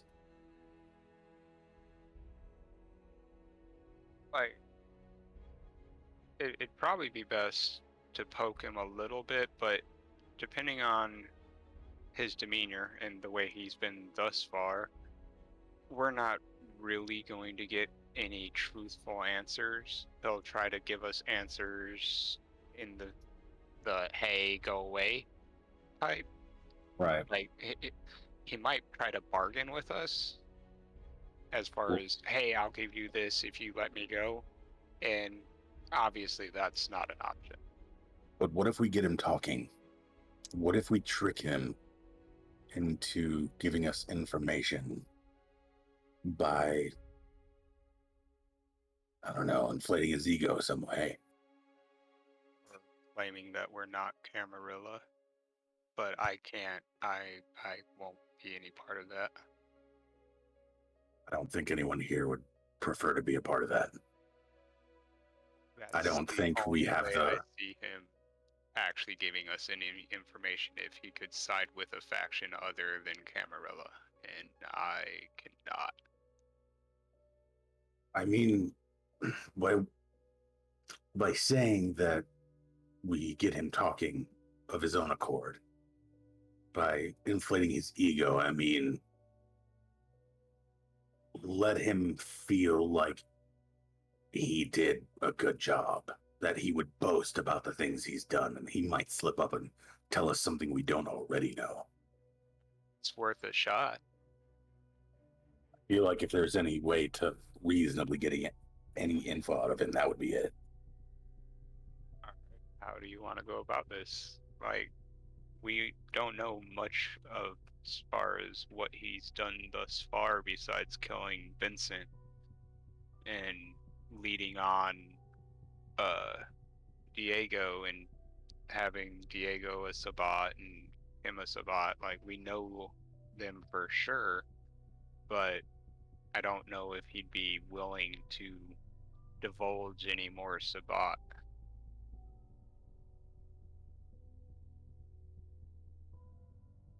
Maybe you were onto something about acting as Sabat, or, in my thought process, acting as if we did all this to prove to him that we could be Sabat. I mean, that's definitely a shot, but again, I cannot. I won't be a part of that. I don't expect you to.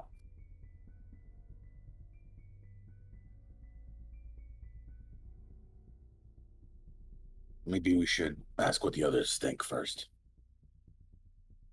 Yeah, get them all in a little conference, see what their opinion on the subject is. Yeah. I'm going to go around and gather everybody up and hope that Henry will leave him long enough to have this conversation.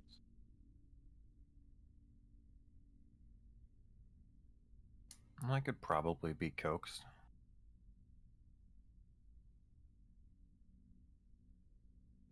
Could offer him a Capri Sun. That might get him out of there.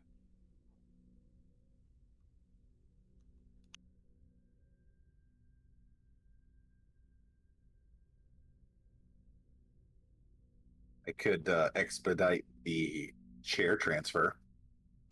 I mean, you had me at Capri Sun, but share transfer, let's get it, girl.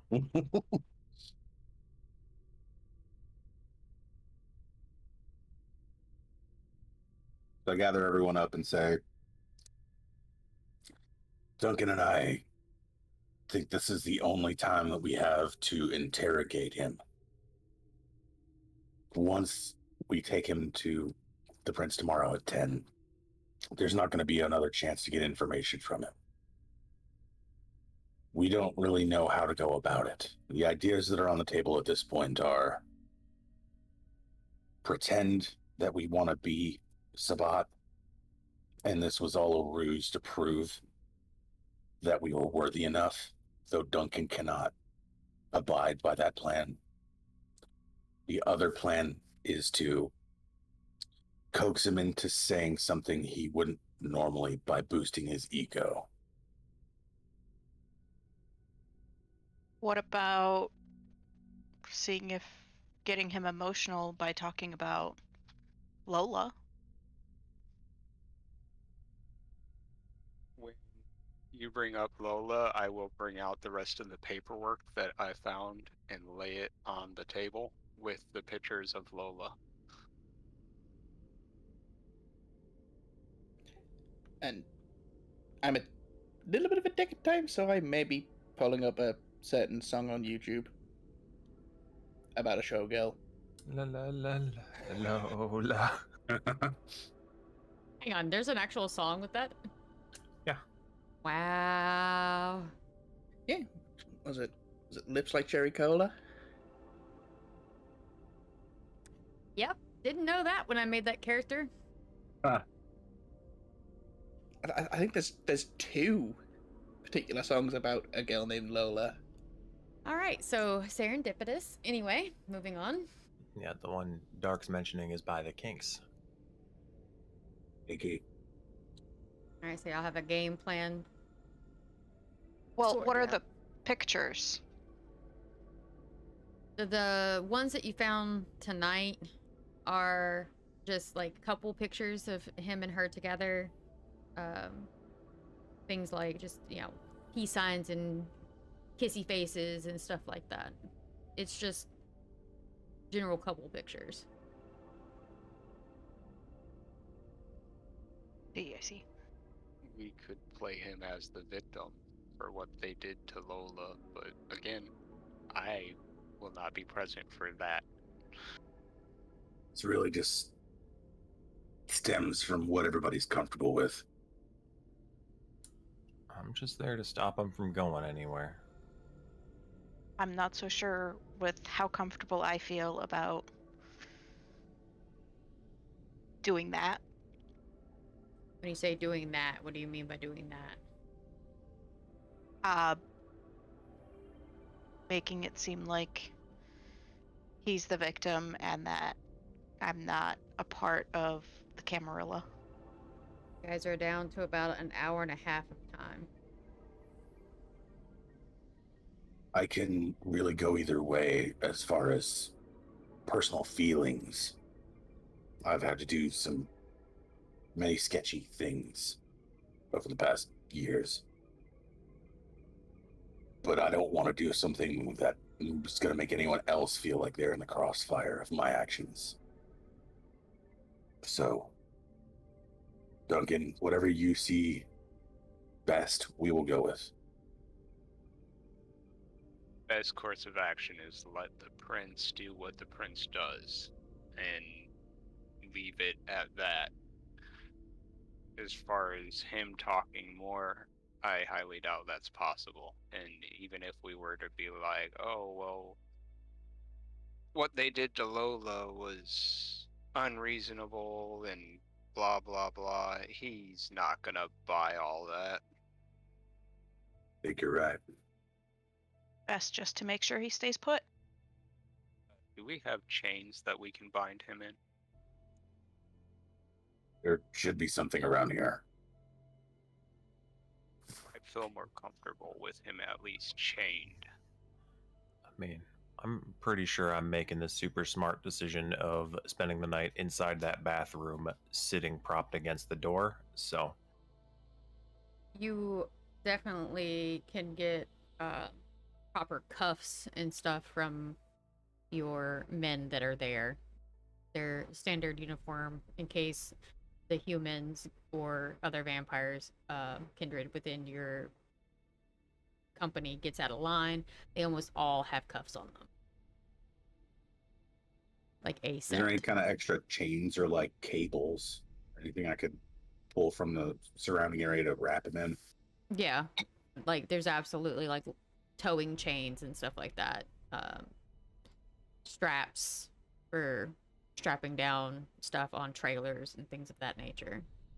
Ratchet straps and whatnot. Yeah, I'll absolutely take all of those things. And I'm not just going to wrap him fully up around his torso.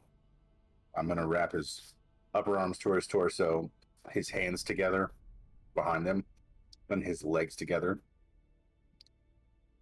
And then tie the ones from his legs to his hands together.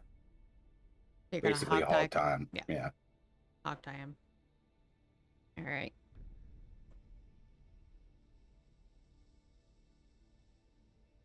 So I'll have about an hour after you're done hog tying him and leaving him in the middle of that bathroom by himself.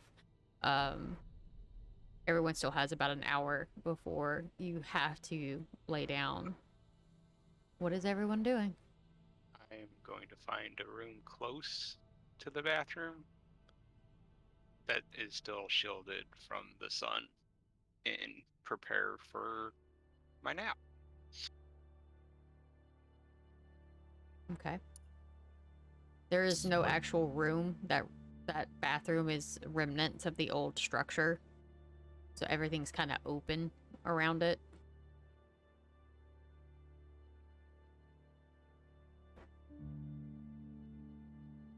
well, There's a I'm whole bunch of cots, right? Yeah, but it's in Alright. a sealed room. All right, well, I'm going to go in there. I'm slurping down a Capri Sun or two and parking my butt leaned against that door. Inside the room with him or outside of it? Oh, probably inside, because that's a smart choice, right? Yep. I Self-preservation. did leave the hood on him too. Okay. That's why I asked if the door opens inwards or outwards, because if it's inwards, good luck, Buster. If it's outwards, I'm falling on my ass if he somehow manages to get up and open it. You would assume, and take it with a grain of salt, you would assume you are probably older than him. So the sleep will take him sooner and harder than it would you. Still, he's not leaving my sight.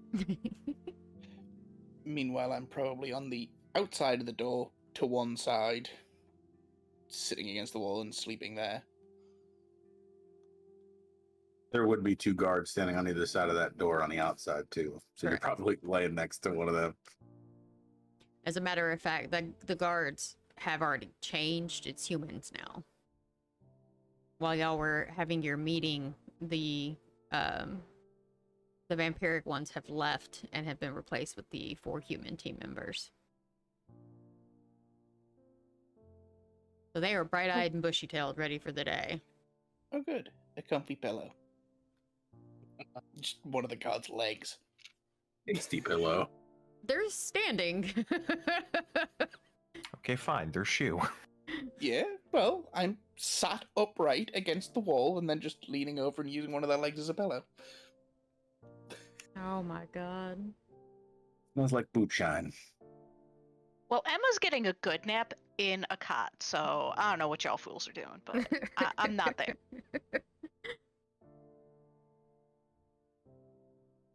Alright, so everyone bunkers down for the night. The day passes uneventful as far as you're all aware. For those that may not know, when a vampire sleeps, it is literally a miniature death. They are literally dead to the world. Unless they have a special merit that allows them to be easily woken up. If I remember correctly, none of you guys have that. Nope. So it is literally like coming across a corpse whenever you come across a sleeping vampire. The sun goes down. As it goes beneath the horizon, you all begin to wake.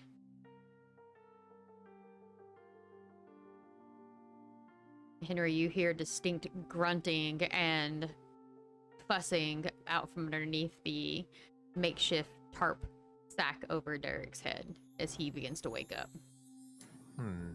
Just gonna bellow out a nice good morning, sunshine. And more mumbling and growling and hissing from underneath it. Just gonna chuckle and shake my head. It is approximately 7 o'clock at night. You guys have quite a few hours to do whatever it is that you would like to do before you need to be at the Prince's Haven or the Elysium. Have a little snack and then just wait. I'm gonna send a message to my Irish individuals and ask them how they are faring. About an hour passes before you get a reply. We had to move again. Do you have an ETA? Look to see if Mr. Silver responded to my earlier text in the night. He did. They have procured 20 acres in an area called Unionville. It's a bit ways away, but it is the safest they could find in a short notice. And about the passports and whatnot, if that was, I know he said 2 days time. Yeah. When you inquire about that, the response is fairly quick. Procured, drop off, question mark.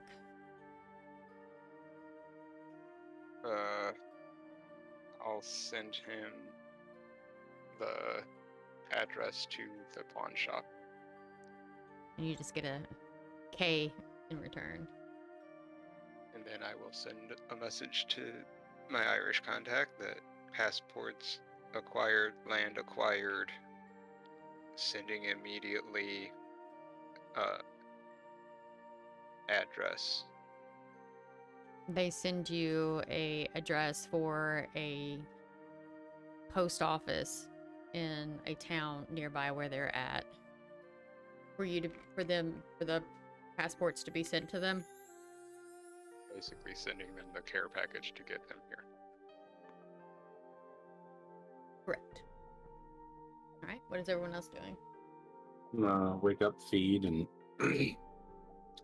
I'm gonna prep a vehicle for transport and just kind of make sure everything's in order to eliminate chances of him escaping or something happening. Okay. Zero gets in contact with you and is going to be sending an armored car your way with the guard change. Yes. It's basically like a Fargo type vehicle. Yeah. Meanwhile, I'm probably sitting up off the floor from where the guard changed, and I probably fell over. Yeah, they didn't give a fuck. Yep, didn't expect them to. And not getting anything to drink, and then probably just helping with the preparations for moving this asshole.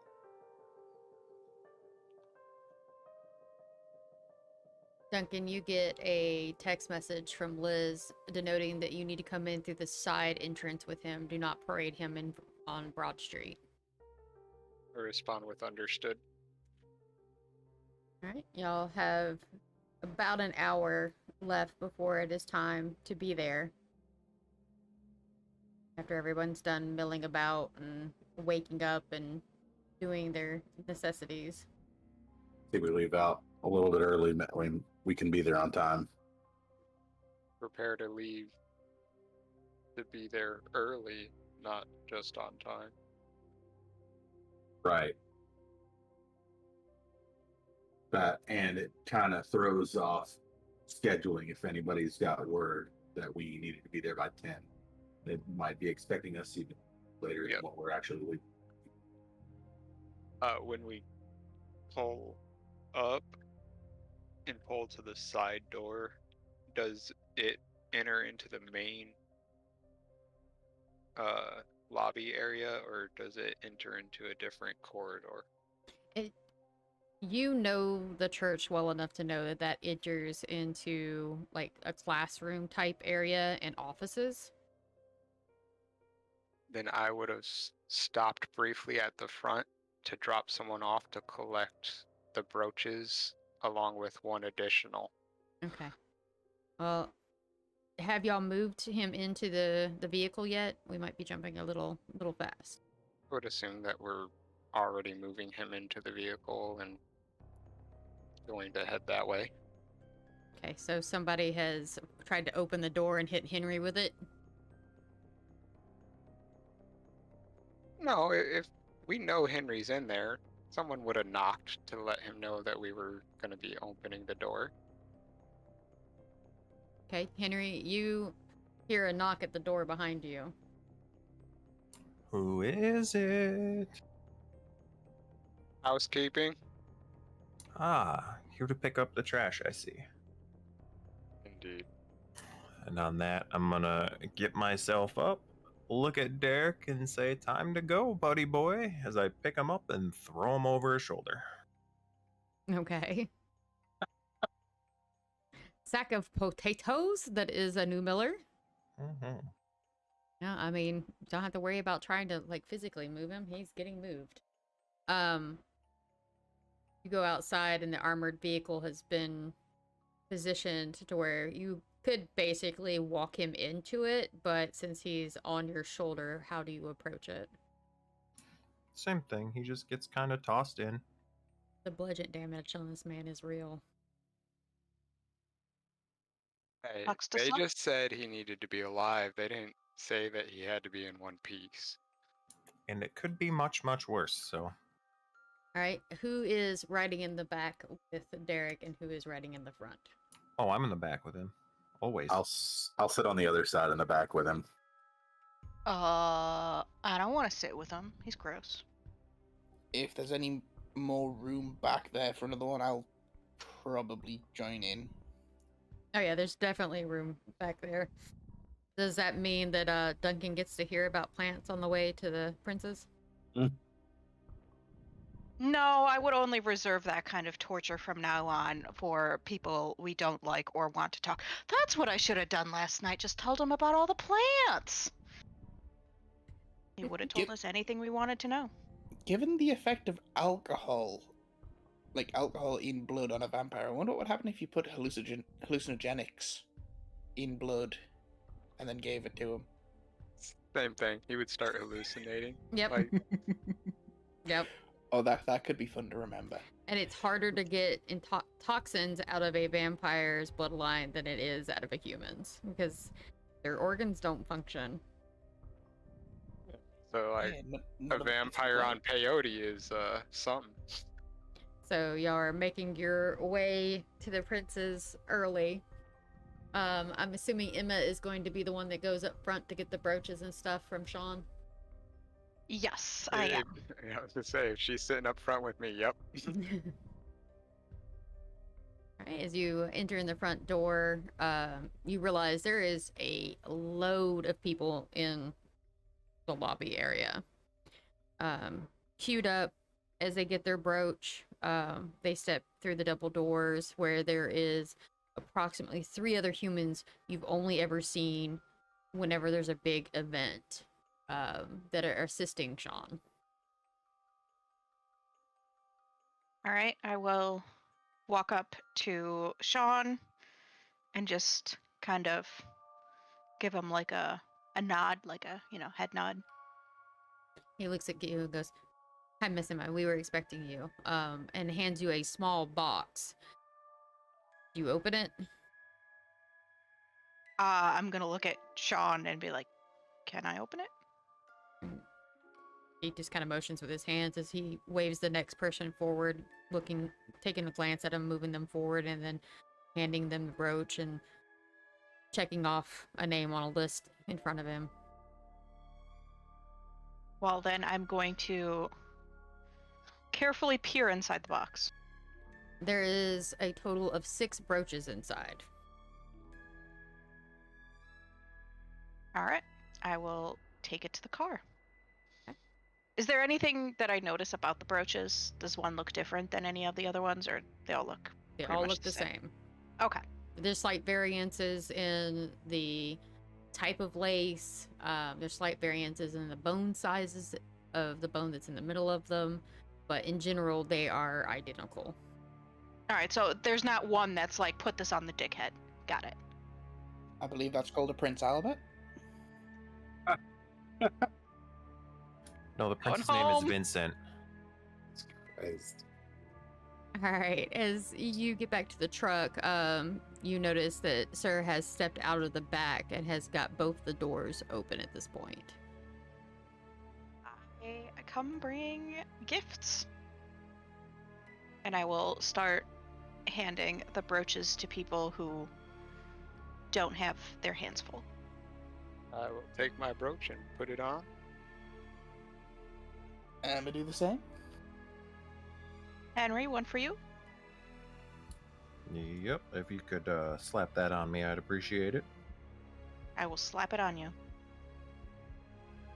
Put mine on and take Derek's and kind of just put it on him somewhere that I can reach because Henry's so tall. You're able to get it somewhat close to his typical place that you would put it because he is over his shoulder at the waist, but he is hogtied at the same time, so he's kind of upright. It's very awkward, but you can definitely get to where you would normally put a lapel print.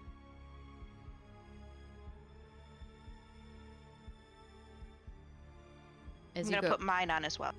Good. As you guys get to the side door, one of the security that you're not terribly familiar with opens the door and steps to the side and holds it open for you, all as you go through. Now, Henry, here is the problem. It is a standard size door. You are not a standard size person holding a standard size human, body. How are you getting in the door? Well, I mean, I can drop him on the ground and then carry him like a suitcase. Throw him through the door first. I mean, realistically, he's hogtied, and I believe he's hogtied with durable material, so I can just literally carry him like a suitcase. Suitcase him. No, that means something else, and I don't think he'd fit. Fair. Okay. Security closes the door behind you all and poses up at it and directs you down the hallway. As you get closer to the door that leads into the main hall, a very familiar figure appears. It's Liz. And her demeanor is not one that you're accustomed to seeing. She's got a very cold and empty expression on her face. I see our guest is here. Brooch is on him, correct? Looks at all of you. Yes. The Made sure of brooch it is- myself. Beautiful. Now, undo him.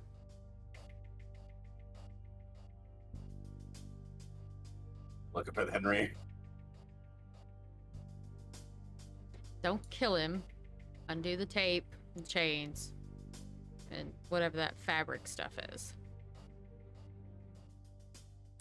We're just gonna drop him. He hits the ground with a thud and a grunt. Is anybody undoing the stuff, or are we just standing there staring at a hog-tied individual? I'll untie him. I thought Henry was gonna, but I'll do it. I don't think Henry would know how to, aside from ripping the restraints off, which I think would cause problems.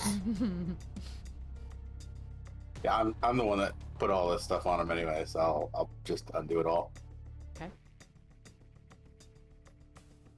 Liz looks at you, sir, and goes, "The room right there, you can place those items into and fetch them on your way out tonight." I nod at her. She walks straight up to him, looks up at him, and undoes the gag from around him. "You have caused problems, and you will stand trial tonight." And he spits in her face. Smirk crosses her eyes and her mouth. She's grabs his shirt, wipes her face with it. "I don't particularly care if you like me or not, but you will stand for judgment." And she grabs him by the arm and starts taking him to another room without you guys. I'm gonna start heading to the main entertainment chamber. Same. I will follow. Yeah, Henry's following. As y'all enter into the main hall, you see every kindred in the city in attendance, standing at the appropriate clan, standing point. Underneath the stained glass that's marked in its particular clan's positioning. I'm heading over to my pillar. I'll be heading over to where I'm supposed to go. I'm assuming it's by the wall. It covers from the trying to get, for whatever reason, it is not. There we go. So from the alcove in the back where the stained glass is located, all the way up to the pillar is where each clan typically will stand with their own, leaving the main run empty unless you're called out to speak. All right, then I will go to where I'm supposed to go and just lean against the wall. Duncan, when you get over to your area, you are greeted by Eggert, Ian, and Mariah, asking how you are doing and that if you had heard anything from Vince lately. He's no longer with us. Typical Ravenos response to losing a clan member.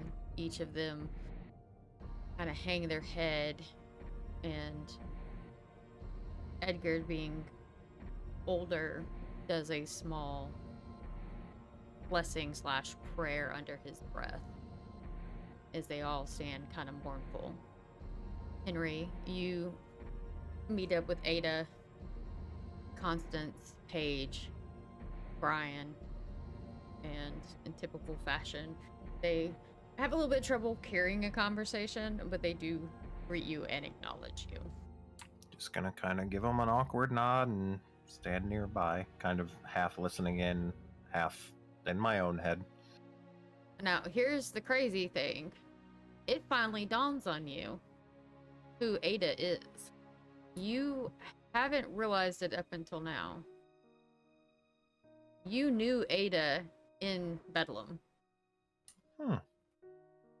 You spent quite a bit of time with them. And you seem to have a familiarity towards her,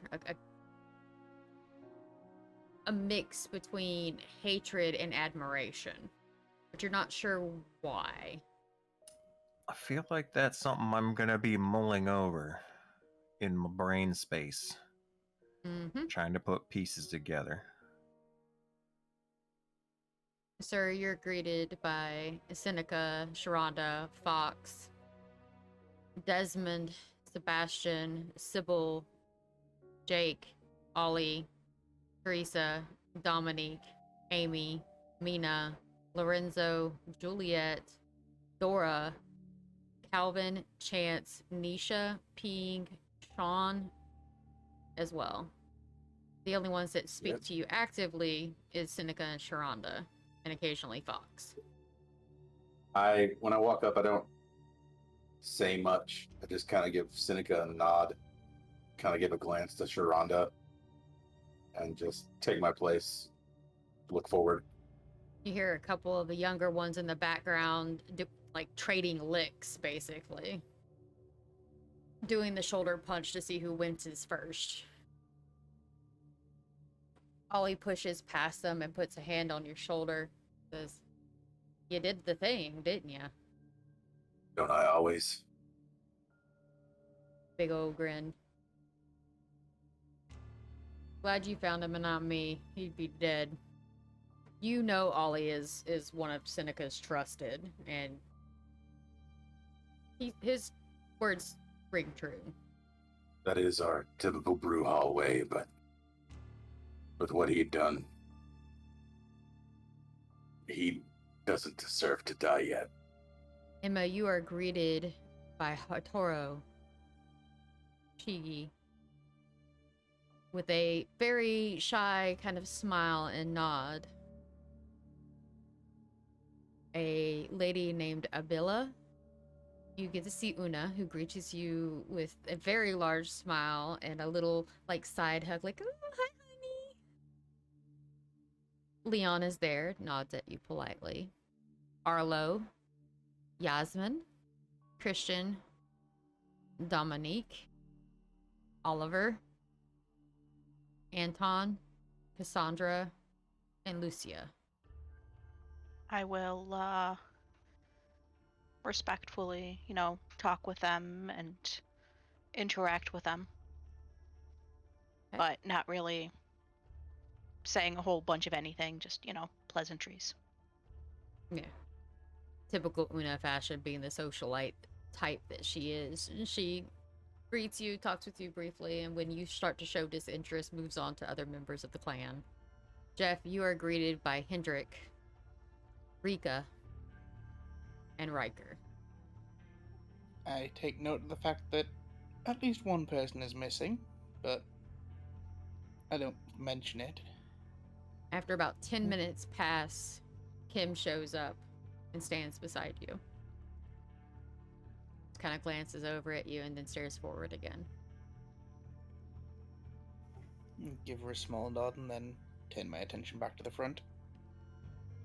As 10 o'clock approaches, everyone starts to kind of settle in, and then the doors open and you hear movement from the right-hand doorway.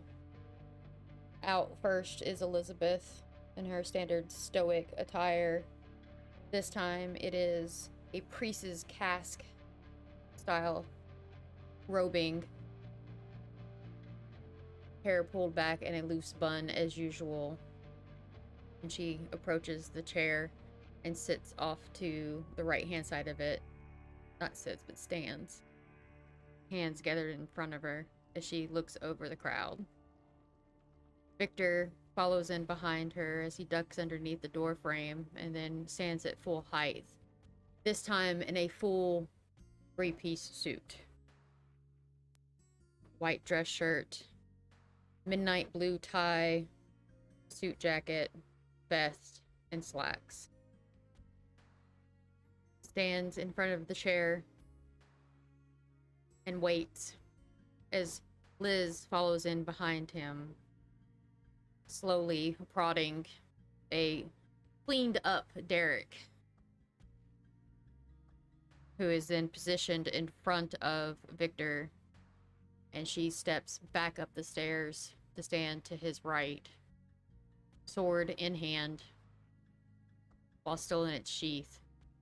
This time in more of a almost Kill Bill style aesthetic. Leather pants, one sleeve missing from the shirt. Shirt has a form fit. The other side, only the shoulder is missing, and it is a full black sleeve. Left hand side is a mesh. Boots that come up to her knees, covered in buckles and metal plating. Hair pulled tight into a ponytail with a blank expression. Victor addresses the gathering. Thank you all for coming on such a short notice. We have an important matter to attend to and to update you all on the going on. We have an infestation, but we've known that since we have taken over the city. Sabbat are still a thorn in our side as we secure Nashville proper and some of its suburbs. I had requested assistance from various clans within the city to assist in finding an individual that we knew to be troublesome, potentially Sabbat, that had been in our ranks. You may notice a few members of our kind that are missing right now. It grieves me to say that the Ravenos clan has lost one of their own during this investigation. Vince Ash is no longer with us. He was found to have met his final death. This was not a blood hunt. This was not a known death, but someone dispatched him. We are also aware of a few others, but we will have to weasel them out over time as to make sure that our information is accurate and it is done efficiently. Let me give my thanks, and I hope each of you within the Camarilla also give them your thanks and any assistance they may require in the future, to Jeff, Clan Nosferatu, Henry, Clan Malkavian, Primogen of the Ravenos, Duncan,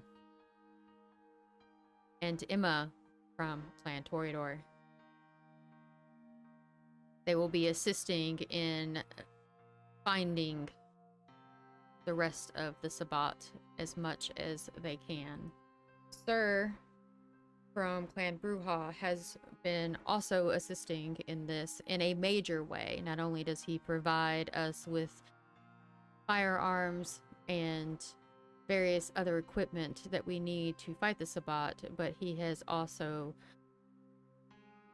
secured the life of this individual that is standing in front of us right now.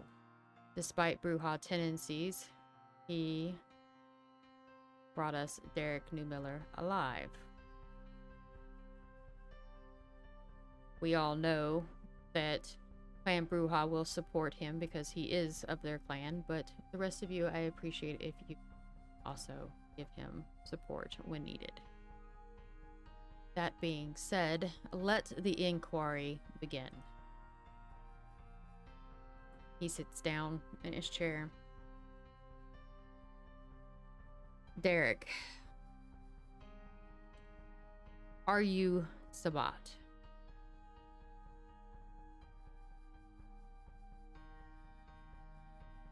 Darek meekly responds, yes. I see. Why did you attack Bence?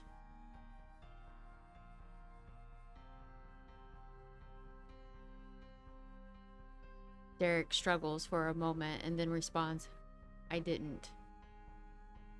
That wasn't me. Victor nods.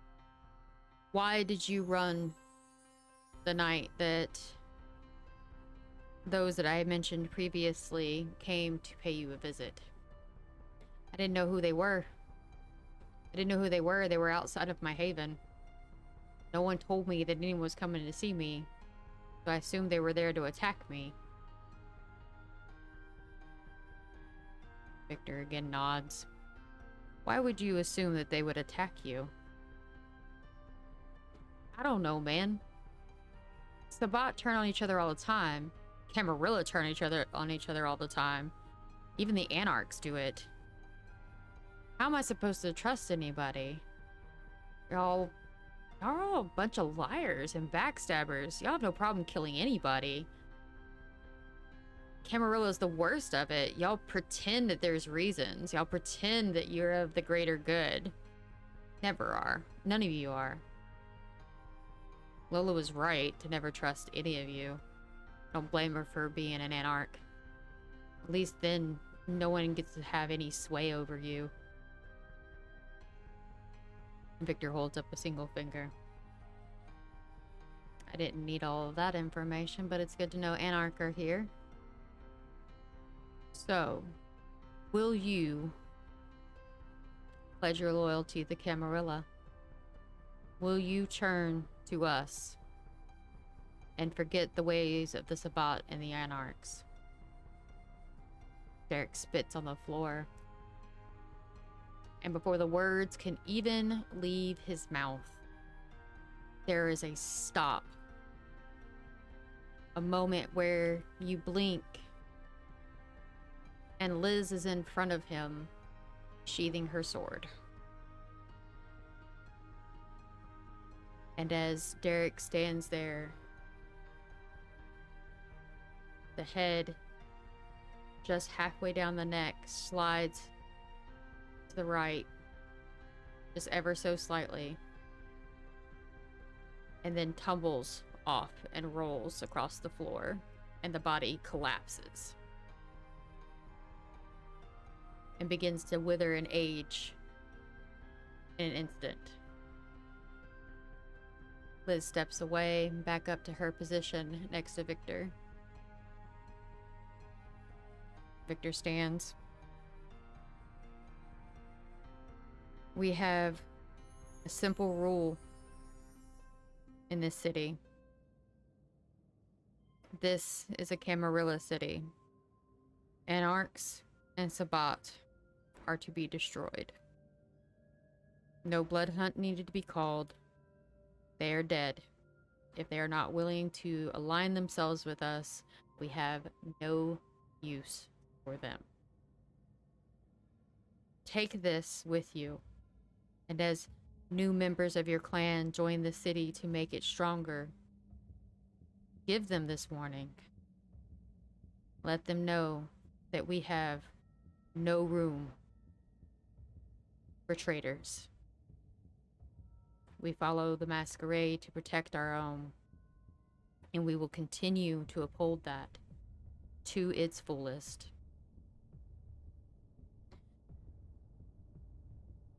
Jeff, you notice that Victor takes a quick glance over at Kim. and then readdresses his eyes to the room as a whole.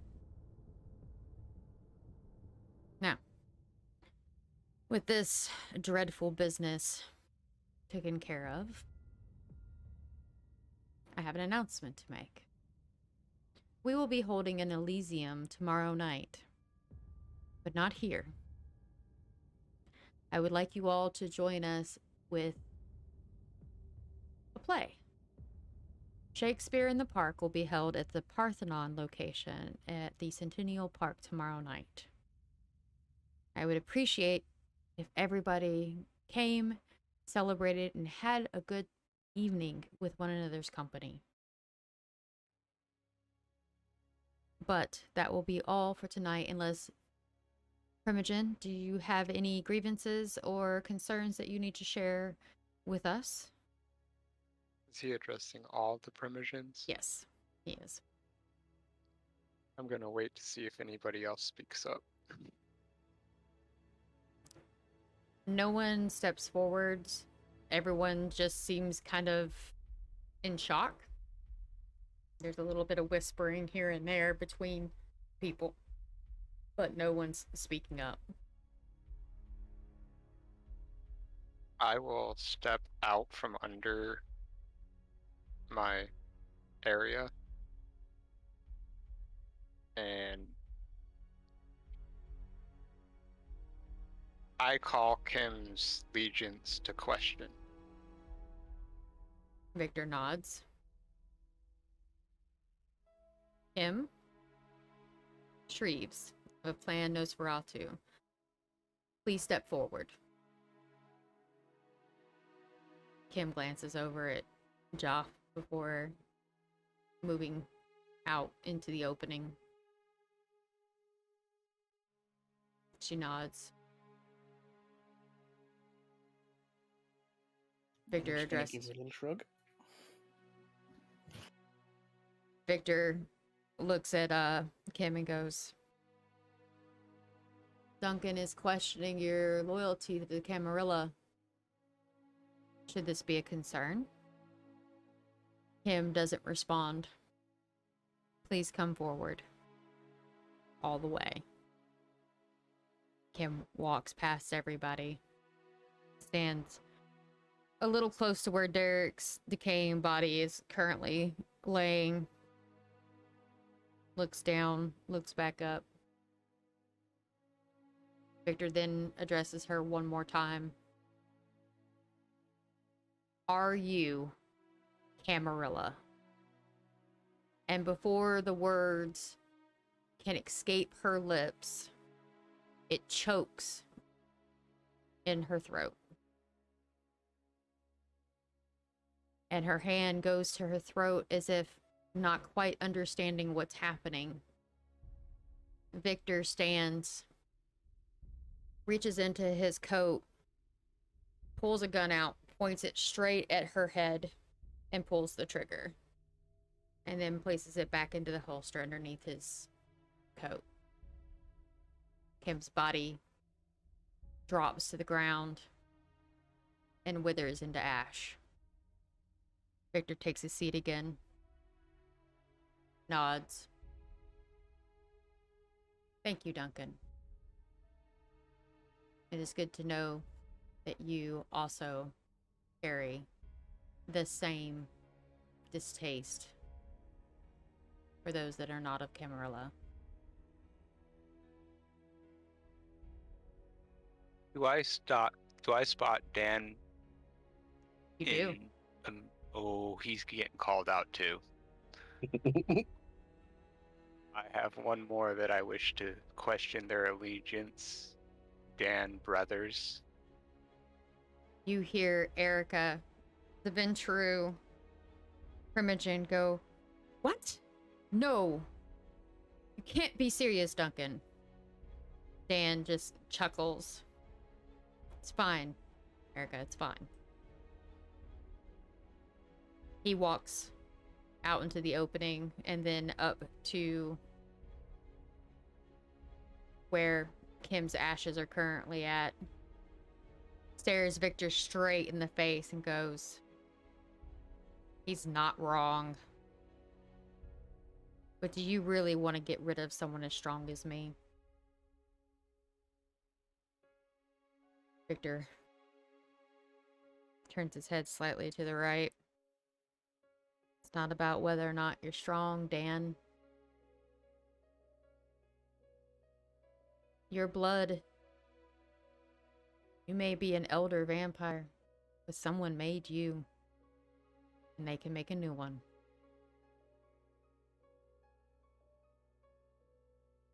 But here's the thing. We've already lost 2 tonight, and I don't like using my gun. At that point, you see Elizabeth step forward and then down the stairs. And this small, petite, 16-year-old in appearance woman stands in front of this very proud Russian businessman and just smiles,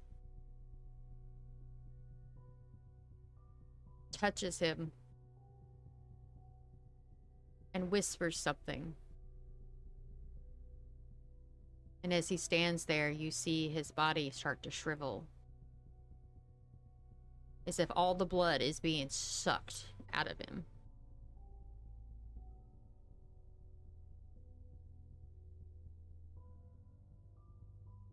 And he collapses. Not dead, but can do nothing.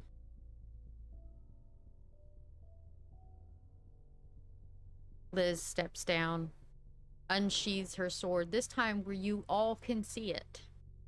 And it becomes aflamed as she drives it into his skull slowly. And then pulls it back out with a swift movement. And then resheathes it.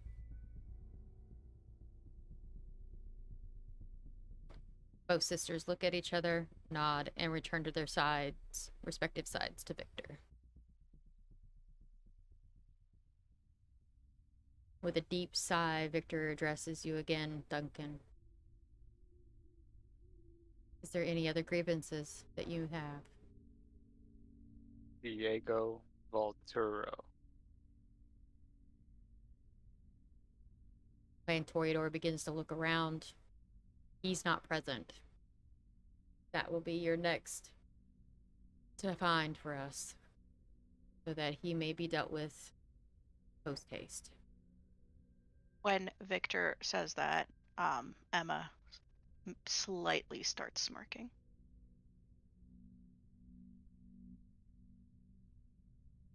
Now, any other permission? I have concerns. No other people stand up in the room. You could literally hear a mouse fart if it wasn't for all the cars driving outside. I'm gonna look at the Ventru. You said it was Erica? Yeah, Erica Frost. She's the Primogen? Yes. I will stare her down and ask her if she wants to question my allegiance. She shakes her head. No, but I had no idea Dan was Sabat.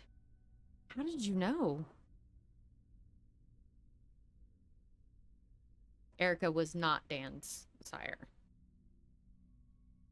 I won't answer her. Victor then addresses the group again as a whole. If that will be all for tonight,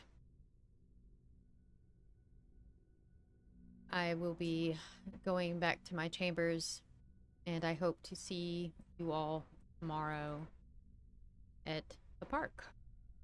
Looking forward to some levity after tonight's events. And they stand up and leave out the way they came. One of the security people come out and proceed to start cleaning up what they can with a dust pan and a broom. And Derek's body that, because he was so young, is still more of a corpse than dust, proceeds to go and get an assistant to help move that body out. And the room is slowly emptying out the front doors, giving their brooches to Sean and the other security as they step through. Y'all have about 4 hours before y'all will have to seek shelter. What do y'all do?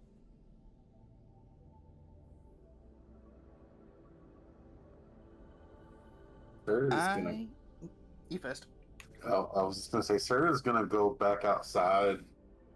He's gonna walk out the front this time and hand Sean his brooch, and just kind of give him a nod, and he's gonna go back to the car and reach in the glove box and pull out a pack of cigarettes.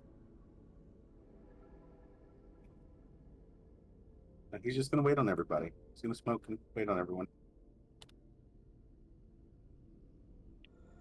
Yeah, I'm gonna follow Sir out and just kind of post up by the vehicle.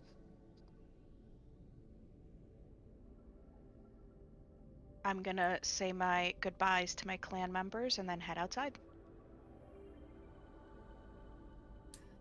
I'm gonna do the same, just kind of a little awkward wave and then head out to the car. I'm not gonna say much beyond a quick goodbye to my clan members. And the same for the group, and I'm gonna head back to my haven. See if I can find a meal. Jess said he was done with tonight. Well, he hasn't eaten in 2 days. Mm-hmm. So when you guys leave out, you find Sir actually smoking a cigarette at the back of the armored vehicle. What are you guys doing for the rest of the evening?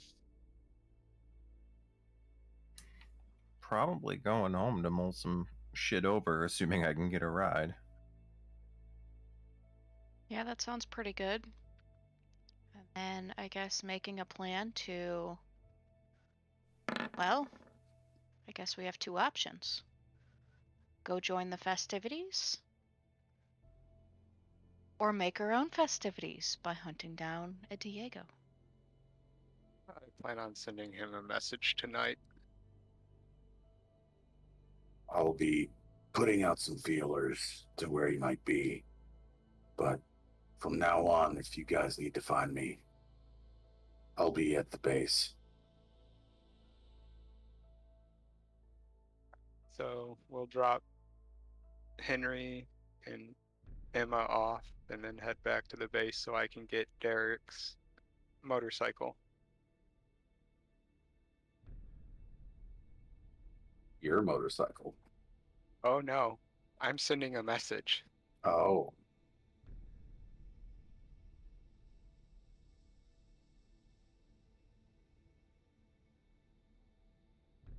Okay, and I think that this is a good time to wrap up the evening. It's a little short, I know, but that was, I feel, a very heavy event for the group to ingest, and we will pick up where we left off come next session.